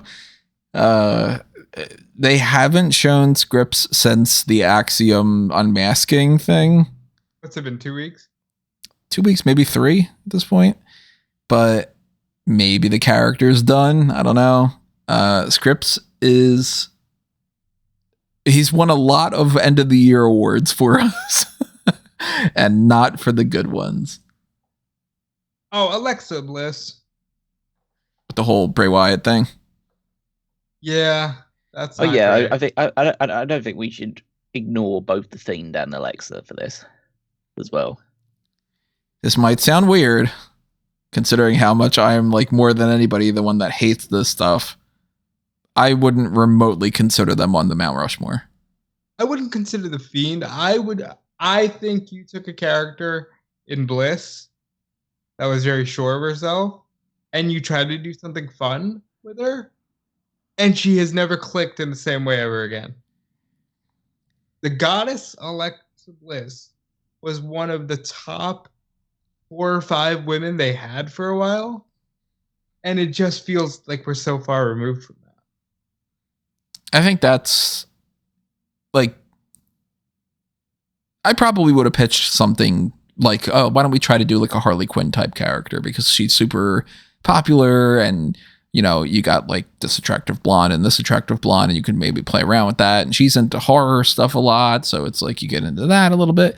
I probably would have pitched something similar to that, but my issue with it is that they never really executed the storylines all that well, and then they just continue to keep doing that, and they run it down into the ground. It's early, and we don't know if they're going to come back or how they're going to come back. But can we throw honorable mention Uncle Howdy out there?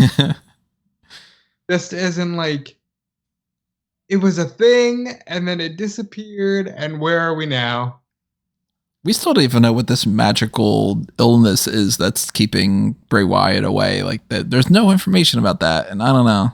It's very weird to me.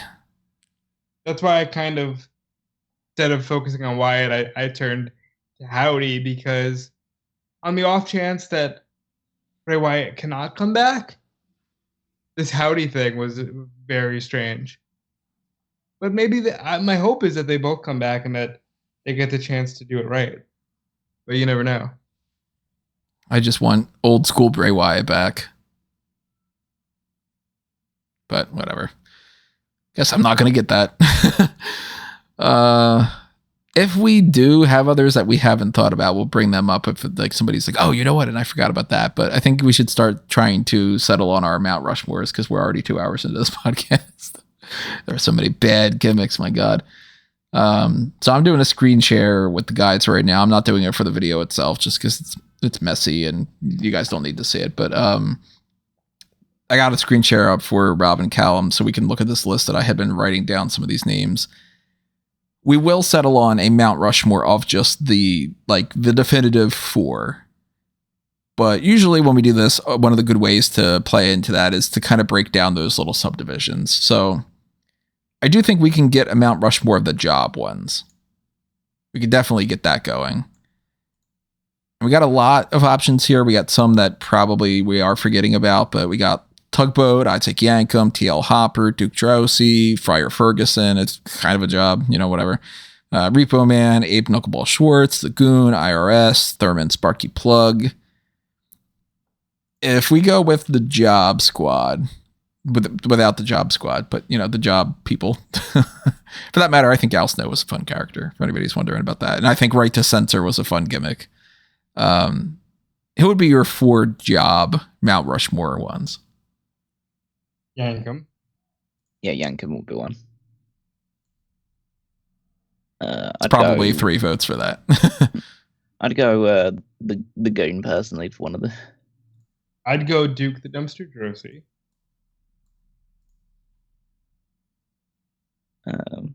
I guess TL Hopper would be one of the big ones as well, because it's just like he didn't have the great look as well as being a silly gimmick. There's Skinner. There's there's so many more. Yeah. Yeah, we didn't even talk about Skinner. Or Nails. I don't know. I guess a job's not a prisoner, but stuff like that. But Nails bad character and all that, bad performer and all, but I don't think that the character is all that bad to be like, let's bring in a prison guy and he's sent to prison because as long as he's there so just to feud with the big boss. Yeah, it's very one-dimensional. Yeah, but yeah, I can't really think of too many other ones. Like we got the Repo Man, we got Friar Ferguson, we got Tugboat. I mean, we got 3 votes for Yankem. He's one of the 4 for sure. I wouldn't pick the Goon. I would pick TL Hopper as being one of them because really the toilet lid Hopper, that's the character you're going to go with in pro wrestling. I mean, if you're counting Tugboat as a job. Yeah, I'm fundamentally saying Tugboat's not going on any Mount Rushmore. So, well, that's fair. So that's at least 2 votes for TL Hopper. I mean, Thurman, Sparky, Plugg, Friar Ferguson, Repo Man. Maybe there might be some more. Oh, Dean Douglas. Oh my God.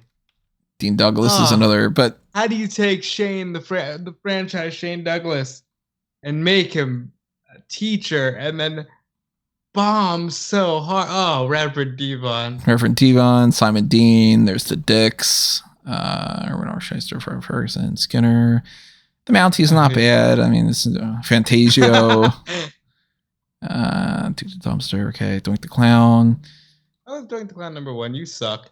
Who wrote that? Wordster, you suck. Let's see. Yeah, Shockmaster and all that. So I'm not coming across a whole lot of other ones, at least for right now. But let's see what this list is. Maybe they have a different one. I mean, on you here. could technically put the Shockmaster in this one because he did then portray an electrician after that. Or yeah, whatever. I forgot that they had that part of that. I would put him in like a separate category though, because originally he came out as just the Shockmaster, not spinning in that. Duke Drosey's a bad gimmick. He's a garbage man. What's going on there? If I'm going to fill in those other 2 spots, I think out of the list that we've got going on here, I probably would go Friar Ferguson because I don't know where that comes into pro wrestling. And then I would be considering with Tugboat, but if we don't go with Tugboat, then I would probably go Repo Man more than Duke Drosey. I'm not gonna fight it. Well, they're gonna fight it too hard for these ones. What are your thoughts, Rob? If we got Yankem, we got TL Hopper. What are the other 2 that you would go with? I would go with Drosey, and I mean, if you ask me to choose between Ferguson and Repo, it's Ferguson. So Ferguson's in there, then Repo Man or Drosey. Make a pick, Callum. Probably Repo Man. All right, so we got Repo Man, and Fry Ferguson and TL Hopper and Isaac Yank of DDS, at least as part of the job ones.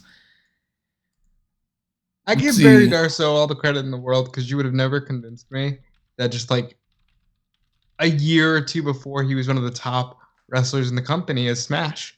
Like, it's weird, right? You would have never gotten me to think that.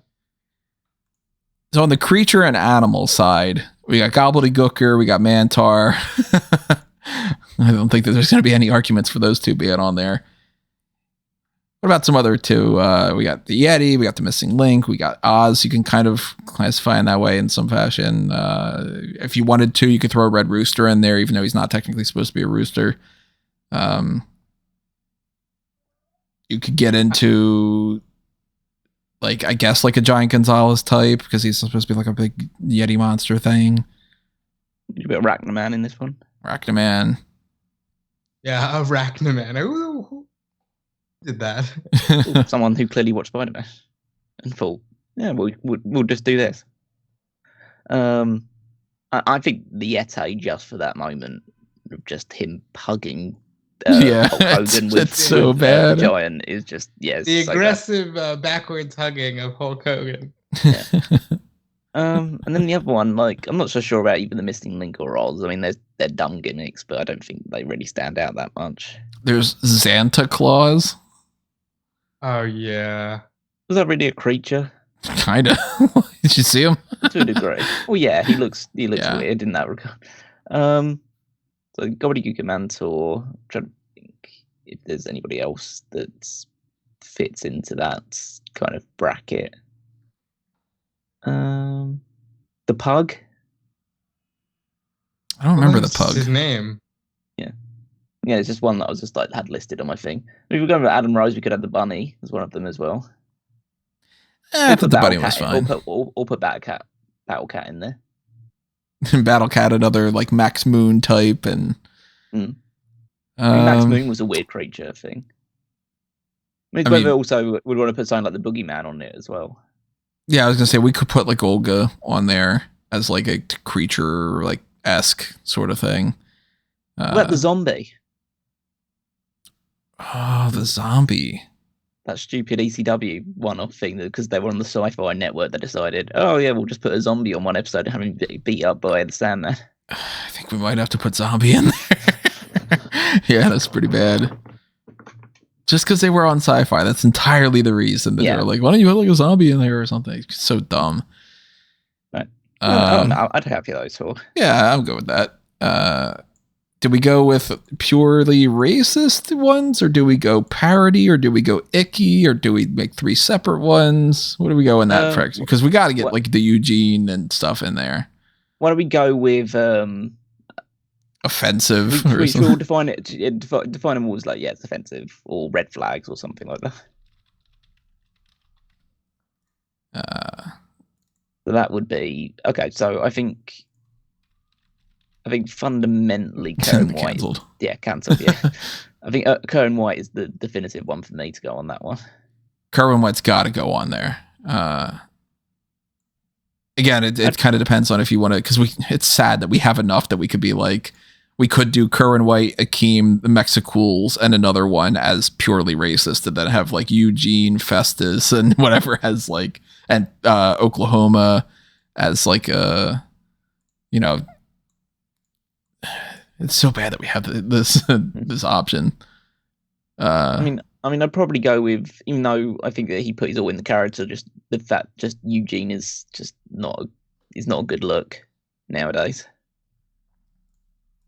Just like that interpretation of what special is. I'd say Akeem should go on it as well. Just again, just very appropriational. The other one I'm probably leaning to is probably Oklahoma, just because Jim Oklahoma is super offensive. Yeah, because he was just such a beloved figure, and the fact they made Oklahoma like WCW Cruiserweight champion as well. I wouldn't put the Mexicals in just because I think that they played around with it. It's definitely offensive. It's definitely not what you should be doing with your Mexican wrestlers, but it's a case of I think they just played into it well enough. I mean. If we were to have Kerwin White, Akeem, the Mexicools, and a 4th one under the racist side of it, what's the 4th one? Under the specifically racist, right? I mean, it depends on what interpretations you want to put on it. Because again, it's one of those things that there's sadly like all of the Asian wrestlers ended up being like parodies of like you got Kung Fu Naki and all like, and you got Akira Tozawa playing up that kind of element, and maybe like Kamala being into there a little bit. So you could potentially do something with Papa Shango. See, I don't think Papa Shango is quite as bad. I like Live and Let Die. Yeah, I don't think that's quite as bad. I would think more of who are the people that were with Kamala? I'm blanking on them. Kimchi and Kimchi and like Dr. Heavyweight Loveman. Like that group of like the savage idea. Like we got all these Samoans that came out there, and it was like, oh well, you're clearly like we're gonna call you the head shrinkers and all. Like I feel a little bit more offended, not necessarily like I have the right to be offended. I'm not the part of that culture, but like Kamala to me is more offensive and Kimchi and all than Papa Shango. So a few that come to mind now. No, I've just literally just searched for racist gimmicks. So a couple that might go on the radar is Harlem Heat's original gimmick, which was them coming out in chains led by Colonel Rob Parker. Imagine putting 2 black guys in chains being led by. Then the other two that stand out are Saba Simba, which is Tony Atlas, being a very big stereotype. Going back to his African tribal gear roots. and Muhammad Hassan. He was an Italian guy pretending to be an evil Arab. You know, the thing with Hassan for me is some people probably really wanted to hear that, like, hey, yeah, we're not all bad. Like, like, there's probably a segment of people that needed that character, but it gets killed off. It literally gets killed off by the Undertaker. So maybe.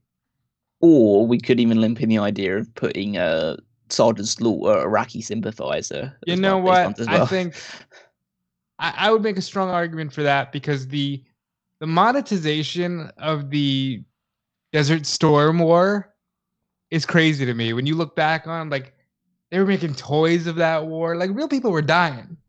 Man. Like, I might have to say Sergeant Slaughter, Iraqi sympathizer. We got a lot of options. I mean, there's Kato and Tanaka, which was a tag team named the Orient Express. Just their name alone right now is super racist. Like, I mean, to an extent, you could argue Virgil is kind of that's bad characters in some ways. Choppy your pee-pee. I saw that one. Yeah, Kai and Tai had some bad stuff going on there. The Mexicools. What is this? The pinata on a pole. The Mesa. That's, I mean, you could even argue that, like, someone like Rusev, considering what the current relationship is with Russia, being that gimmick for a while in the years leading up to it, doesn't look good in retrospect.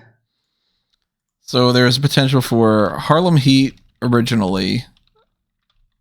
There's Saba, Simba. There's Kamala and Kimchi. I think that's how you write his name. So what are the other ones we were talking about? Sergeant Hassan. Slaughter, Hassan. I think that's it, really. Double check this list again. I mean, I wouldn't. There are the gang war type things that they did all that. That was pretty offensive. If we just say like the 1999 gang war in general. Kai and Tai. Specifically choppy PP. Like, that's Tiger Ali Singh is on this list. Chief J Strongbow is on this list. Iraqi sympathizer Sergeant Slaughter. There's Rusev and Lana. There's Kai and Tai again. Papa Shango again. Pretty Mean Sisters PMS. PMS. One article is called "The Most Sucktacular Gimmicks." Well, like, there's like the Hirohito stuff, but Kenta Suzuki doesn't actually become Hirohito. But that's crazy. That's crazy that a vignette made it to TV. Oh yeah, there was that character in the that just sort of there. Like, I think he appeared in like AWA and a lot of other like smaller promotions. And then we got into WWE of Colonel De Beers. Oh, he got into WWE. He was on WrestleMania too. Okay. But his gimmick was he was a South African guy, pro-apartheid white nationalist from South Africa. I have no idea who this character is. What is this?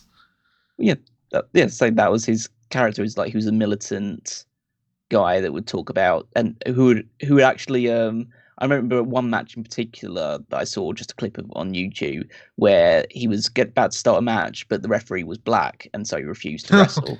Oh, Jesus. I've never seen this ever. He gets my vote more than Sergeant Slaughter. I think it was one of those video clips because he was up on that one. So I would vote for him more than Sergeant Slaughter if that's the case. To be fair, like, one of those things. It's one of those things that definitely it looks bad in retrospect, but he got a lot of heat. Whereas I don't think actually Sergeant Slaughter as Iraqi sympathizer work was actually good for business. So if you judge by stuff of the idea that they had to switch venues because of it, I would definitely go Sergeant Slaughter. I would go Sergeant Slaughter over that, just because I think it was picking out a real life. Again, it's not apartheid wasn't a bad tragedy. It wasn't a tragic circumstance as well, but it was trying to like piggyback off of a war effort. This is insane. This is from the UWF Fury Hour from October 13th. 1990. And the video is literally titled "Colonel De Beers is not a fan of the black people." Okay. It's So I mean, fucking hell, Kurt Angle said in a promo that he's not a fan of the black people as well. That was he did. that was Yeah. that was a promo. New Year's promo Revolution like 2005, 06. 2006. That was in the weird period of time where Kurt Angle also said that he wanted to have bestiality sex with Booker T's wife. 2005 was what a year, guys. Like, Same time that Vince McMahon said the N word on TV as well. Should we add Vincent under this offensive characters list? Oh, he's one of the, the ACW thing and all. He's one of the worst people. His existence. He's one of the people where the gimmick is better than the person. Yeah. So out of this list, I would either go with this Colonel De Beers character that I'm just hearing about, because Jesus Christ, or I'd go with Kamala. You're going with Sergeant Slaughter out of all that, Callum? I mean, I'm cutting the Mexicals out entirely because I'm not putting the Mexicals on that one. Personally, I would go with Sergeant Slaughter and Saba Simba were the two ones that stuck out to me. And what about maybe you, Harlem Heat as well, just because it's pure racism stuff, but it's pure like plantation stuff. This Colonel De Beers referee thing might be the most genuinely offensive thing I've ever seen in my life. I think we got 2 votes for Colonel De Beers. I genuinely don't think it's a bad gimmick for the time period. It was 1990. Tony was already alive. Like that's when apartheid was happening. That's Lethal Weapon 2. Why don't we do this? Because we can play our own rules here. Let's have Colonel De Beers / Sergeant Slaughter as one of them. Okay. And then for the other one, we go with like a Kamala or a Saba Simba or one of those like savage type things. I mean, we could go Kai and Tai. No. But I would vote Kamala over Hassan, for instance. Well, I'd go Saba Simba out of the ones just because he was like, he had been Tony Atlas already and they decided to bring him back as Saba Simba. So your call then, Rob. Saba Simba or Kamala? Well, I would probably go Saba Simba because he's right. He was Tony Atlas. It was established. Also, that was not Colonel De Beers. I was thinking of it WrestleMania 2. That was Corporal Kirchner. It's really sad that we can be like, oh, it's not that character that's terrible. It's the other one that's terrible. So let's go with the Eugene, Festus, Oklahoma, and blank. Who else do we throw in that range of that type of offensive character? I guess maybe you go with like Alcoholic Hawk or something. Yeah, be that one. I would vote for that. We got like stuttering Matt Morgan. Nah, that's just a stupid like trait to put on a guy. We got cross-dressing Vito. We got the suicidal stuff.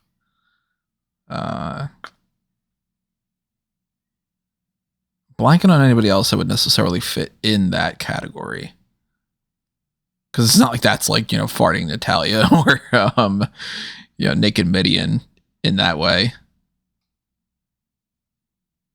I'd just go with Hawk on that one. Just because it was playing off a real life scenario, and it's I don't want to like that sort of laundry to be aired on TV. So vote for Hawk. What about you, Rob? Yeah, I'd vote for Hawk. Did they ever really, I don't know for sure, but did they ever really fully go into for Jeff Hardy being like, that's your gimmick is like that? Or was it just all pure stories? No, it was just like Punk would pull it out. There was a car accident during the pandemic. Remember that? Oh, sure. Yeah. I think that's still more of a story. Let's go with Hawk on that one. And we've got another one that could be like a more generalized, like just whatever what the fuck type thing. Like this is where we could throw in Bastion Booger, Shockmaster, Beaver Cleavage. We could throw in Retribution, Naked Mideon. I would say Beaver Cleavage, Bastion Booger. I would vote Shockmaster in there. Would you vote Shockmaster as well, Callum? Oh, it was one of the first ones I brought up, so yeah. Okay. And I'd probably say Farting Natalia, because I think Naked Minion fits more of the time than Farting Natalia did in her time.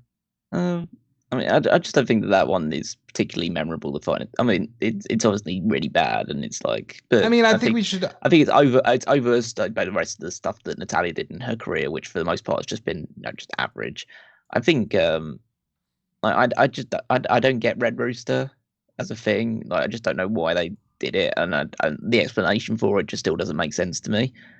But I mean, those ones are all of a time in the past. Like, you got the Shopmaster was like mid-90s, the Cleavage Attitude era, Bastion Booger, the New Generation era. I'd kind of want to put something new in it, and the newest properly bad gimmick I can think of is Retribution. I can live with that. That's like the modern bad gimmick. So we got a vote for Retribution, a vote for, what was yours, Rob? I was gonna say Farting Natty, but I Natty. agree. Because we got enough that we could do the B tier for this one. I'd put Fake Razor and Diesel on the B tier. Mm-hmm. Red Rooster can go there as well. Yeah, Red Rooster, I'd go B tier. Naked Mideon, Retribution, and Farting Natalia. 2 of those go in B tier. 1 of them goes in A tier. I'd go Retribution in A tier. Well, technically, we don't have any votes for Naked Mideon, so I guess Naked Midion's B tier. So let's say they're between. Potentially, like, we haven't even like Kizarny should definitely be one of these ones. I think. Stupid Carney character. I wouldn't vote Kizarny over these 8. I think it was bad, but I think that these ones were worse. Farting Natty and Retribution. If one's A tier and one's B tier, I kind of feel like I'd put Farting Natty on there, but Retribution screwed up multiple people. So yeah, I think I'd go B tier for Farting Natty and A tier for Retribution then. But then again, I wouldn't go with Retribution as like the main Mount Rushmore. So if we've got these different, we got 1, 2, 3, 4, 5, 6 different subdivisions right now. We got to settle what's the Mount Rushmore. What are the 4 out of all these that we would really be like, okay, that is. I mean, we could technically do A tier, B tier, or whatever for some of these, but there's more than 4 categories. But there are kind of 4 big categories: job, creature / animal, offensive, and then just what the fuck general stuff. If we did the whole, like, we pick one of each, I'd probably go TL Hopper for the job. I'd probably go Gobbledy-Gooker for the creature / animal thing. Maybe Kerwin White for the offensive thing. And then Shockmaster for the what the fuck. But we don't have to do that. We could always, we could pick 4 of any kind of thing.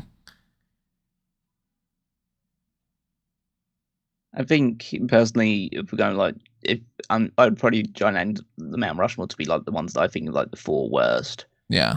And so in that sense, I would go with Mantaur.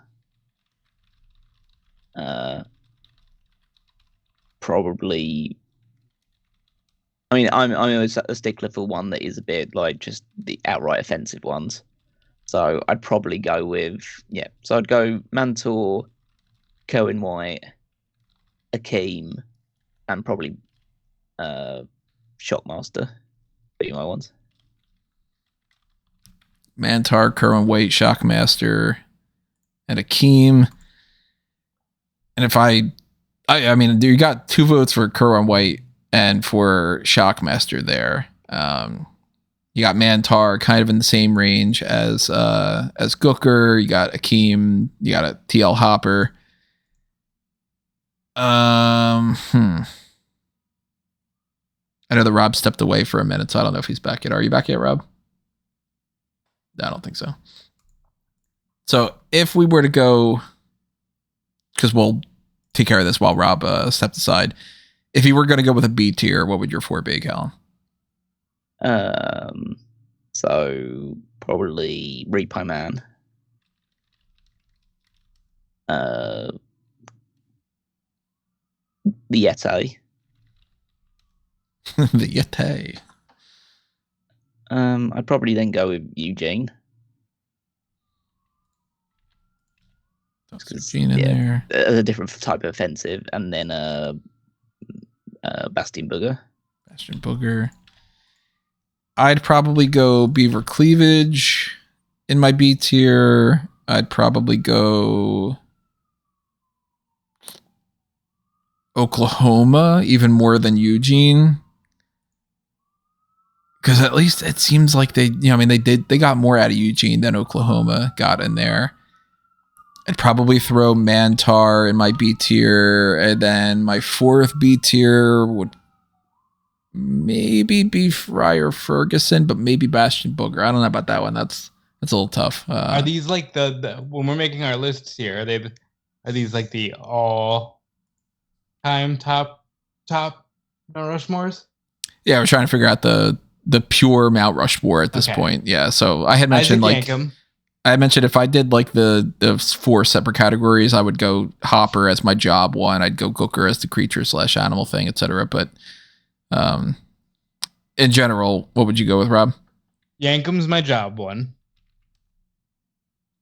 I would say Kerwin White, absolutely. All right, definitely we have Kerwin White on this list then.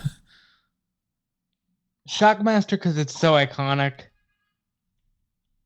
And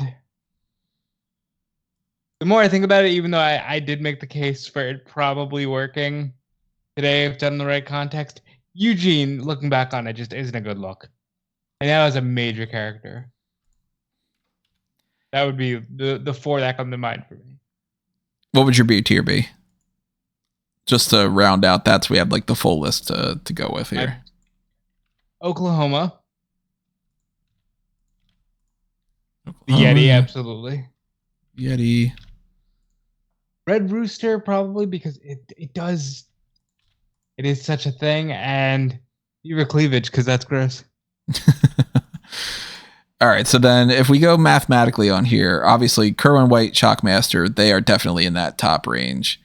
We've got 2 votes for Eugene. So let's see. Eugene has 2. We've got 2 votes for Yeti. We've got 2 votes for Oklahoma. We've got 2 for Beaver Cleavage.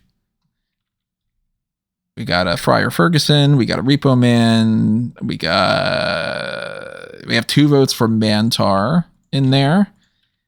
And am I gonna lose Yankem? You might lose Yankem. That was the one I was gonna probably fight for. So I might lose Gooker. I'd fight more for Gooker than TL Hopper, probably. We need 2 for that, and then we can go with a B tier, and then we can kind of wrap this up and be done with it. I think Yankem, absolutely. What about you, Cal? I mean, the one that I immediately go with is Mantaur. All right, so if I asked you, Tony, Mantaur over Yankem, what are you going with? God, it's so bad. Well, you only put Mantaur in your B tier and you didn't put Yankem anywhere, so I assume true. Mantaur. So I guess Mantaur becomes our representative kind of that like creature-y type thing, even more so than Gooker. But Gooker might be like an option for like a B tier if we could argue that. I'd vote Gooker over Yeti. There's 2 votes for Yeti, only 1 from me from Gooker. Yeti is dumb. The Yeti pops up once, and the Gooker's popped up multiple times as like a joke since then. We never even talked about the hand either. The whole idea that Mae Young gave birth to a hand and then the hand came back. There's 2 votes for Eugene. There's the 2 votes for Oklahoma. I don't think we should put... Well, I mean, we already have Mantaur on there, so we're only fitting the 1 spot. Realistically, if we're going math, we're going either Eugene, Yeti, Oklahoma, or Beaver Cleavage for that 4th one. And out of that, I would probably lean... Eugene is probably the worst, because it was the most prominent and featured and just super offensive in hindsight. Again, I'll make the case for a neurodivergent thing could work, but this gimmick will be looked upon as like the absolute doldrums of what you could have done. That's like the third time I used that word. Of what you could have done with a gimmick like that, and it was very offensive. And yeah, I might have to say Eugene. If I could only get one of these, it's Eugene. Gotta vote for Eugene. I'd probably go more beaver cleavage. So it's up to you, Callum. Eugene or beaver cleavage? Who's that for? Eugene out. 100% Eugene out of those ones. You heard it here first, folks. Callum has a stepmom. So I'd argue then beaver cleavage as a B tier. Mm-hmm. Then maybe we get into Yeti, Oklahoma, and like a Yankem. I think Yankem should be on one of these. Yankem's terrible. I could do that. And then we can kind of get a C tier going on here. We got Red Rooster, we got Repo Man, Bastion Booger, Friar Ferguson, Gobbledy-Gooker, TL Hopper. Rooster, Booger, Gooker. Rooster, Booger, Gooker. There we go. and Hooper instead of Hopper, right? I'd probably go Repo because I think like Friar Ferguson, we cover him by talking about Bastion Booger, kind of. And Hopper wasn't around long enough. Between Hopper, Ferguson, and Repo, I'd go either Hopper or Ferguson more than Repo. But you'd go Repo. So what do you think, Callum? I'd go Repo as well. 2 votes for Repo then, and then that's our C tier for that. I'm gonna just real throw this out there. Patreon.com/smarkoutmoment. We put way too much effort into these things. We thank Frankie for sponsoring this episode. But my God, 2.5 hour discussion of this. Wanted to make sure you got your money's worth. You guys, imagine what we could give you. All the more reason that you should take part of the Pick Your Poison tier, because look at that. I mean, we normally do an hour-long podcast or something. You got 2.5 hours, 2 hours and 37 minutes at this point. Yeah, that's our A tier, B tier, C tier. If you want to know, just like you want to get a good look of this full breakdown of the Mount Rushmore, go to the wiki page, because I'm going to be updating that right after we get done this. So the full list will be on there the way that it is for everything else. And we'll see like the offensive one on this side and the A tier, B tier for all that, and with all the other past episodes. So you should go back and check them out too. Our main Mount Rushmore then out of this, the worst wrestling gimmicks of all time: Kerwin White, the Shockmaster, Mantaur, and Eugene. Definitely 4 things that if I were going to show somebody this is my job as I write about this stuff, I would be horribly embarrassed. Just be like, no, I don't condone everything I watch, And that's kind of where we get with the worst wrestling gimmicks. So if we forgot about something, leave your thoughts in the comments below. Tell us about it. We might retroactively be like, you know what? Crap, we completely forgot about that. And then change our minds about something. And if we do, the wiki will reflect that. But obviously, if you are enjoying this, make sure you hit the like button and click the share button as well on YouTube. And stay tuned to the other things that are happening on Smark Out Moment, because we've got the hot tags coming up next on Friday. Probably get that like Friday night towards around that time when that'll be uploaded and all before SmackDown starts. Obviously, if you check out fanboysanonymous.com, then you can check out the other things that are happening there outside of pro wrestling for anybody that's interested in stuff like the Blueprint Project, where, of course, that's mostly superhero based, but there's also Star Wars, and there are things about James Bond, and I'm working on way too many things here. And I will be editing chapter 4 of the Batman A Nighttime story. That'll be up sometime in the next week or two or something. It took forever to record, so I don't know how long it's going to be, and I got to make more AI images and stuff, but show your support in everything under A Mango Tree by going to amangotree.com at anthonymango.com. And if you water one of those branches, then all those roots will continue on and grow much better than Schism is. So follow me on Facebook and Twitter at Tony Mango. Make sure that you are not only just following what I've got going on, but make sure you follow what Rob and Callum are up to as well. Yeah, follow me everywhere at Dude Felice. You should also be following Fightful.com and Fightful Select as we get into a great summer with AEW Collision and All In, All Out, Money in the Bank. Roman Reigns is going to be on that. We're going to have a lot of news on Fightful Select. Make sure you support Sean and the team as well. Buy my stuff on WrestleZone.com. I will also be doing one daily post per day on comingsoon.net. You can check that out as well. And follow me everywhere at Dude Felice. I really want to grow my personal following so that I can do more fun, random stuff like this. And now I toss you over to Callum. So you can follow me on Twitter at Wigmeister14. Check out the smarkandmower.com for my weekly contribution, the power rankings, going out every single Saturday, where I rank the WWE Superstars as I see fit. And you can also head to Smark at the moment to follow the Fantasy League and see what points we're picking up in these early stages as we build towards the first real change point, which will be Night of Champions.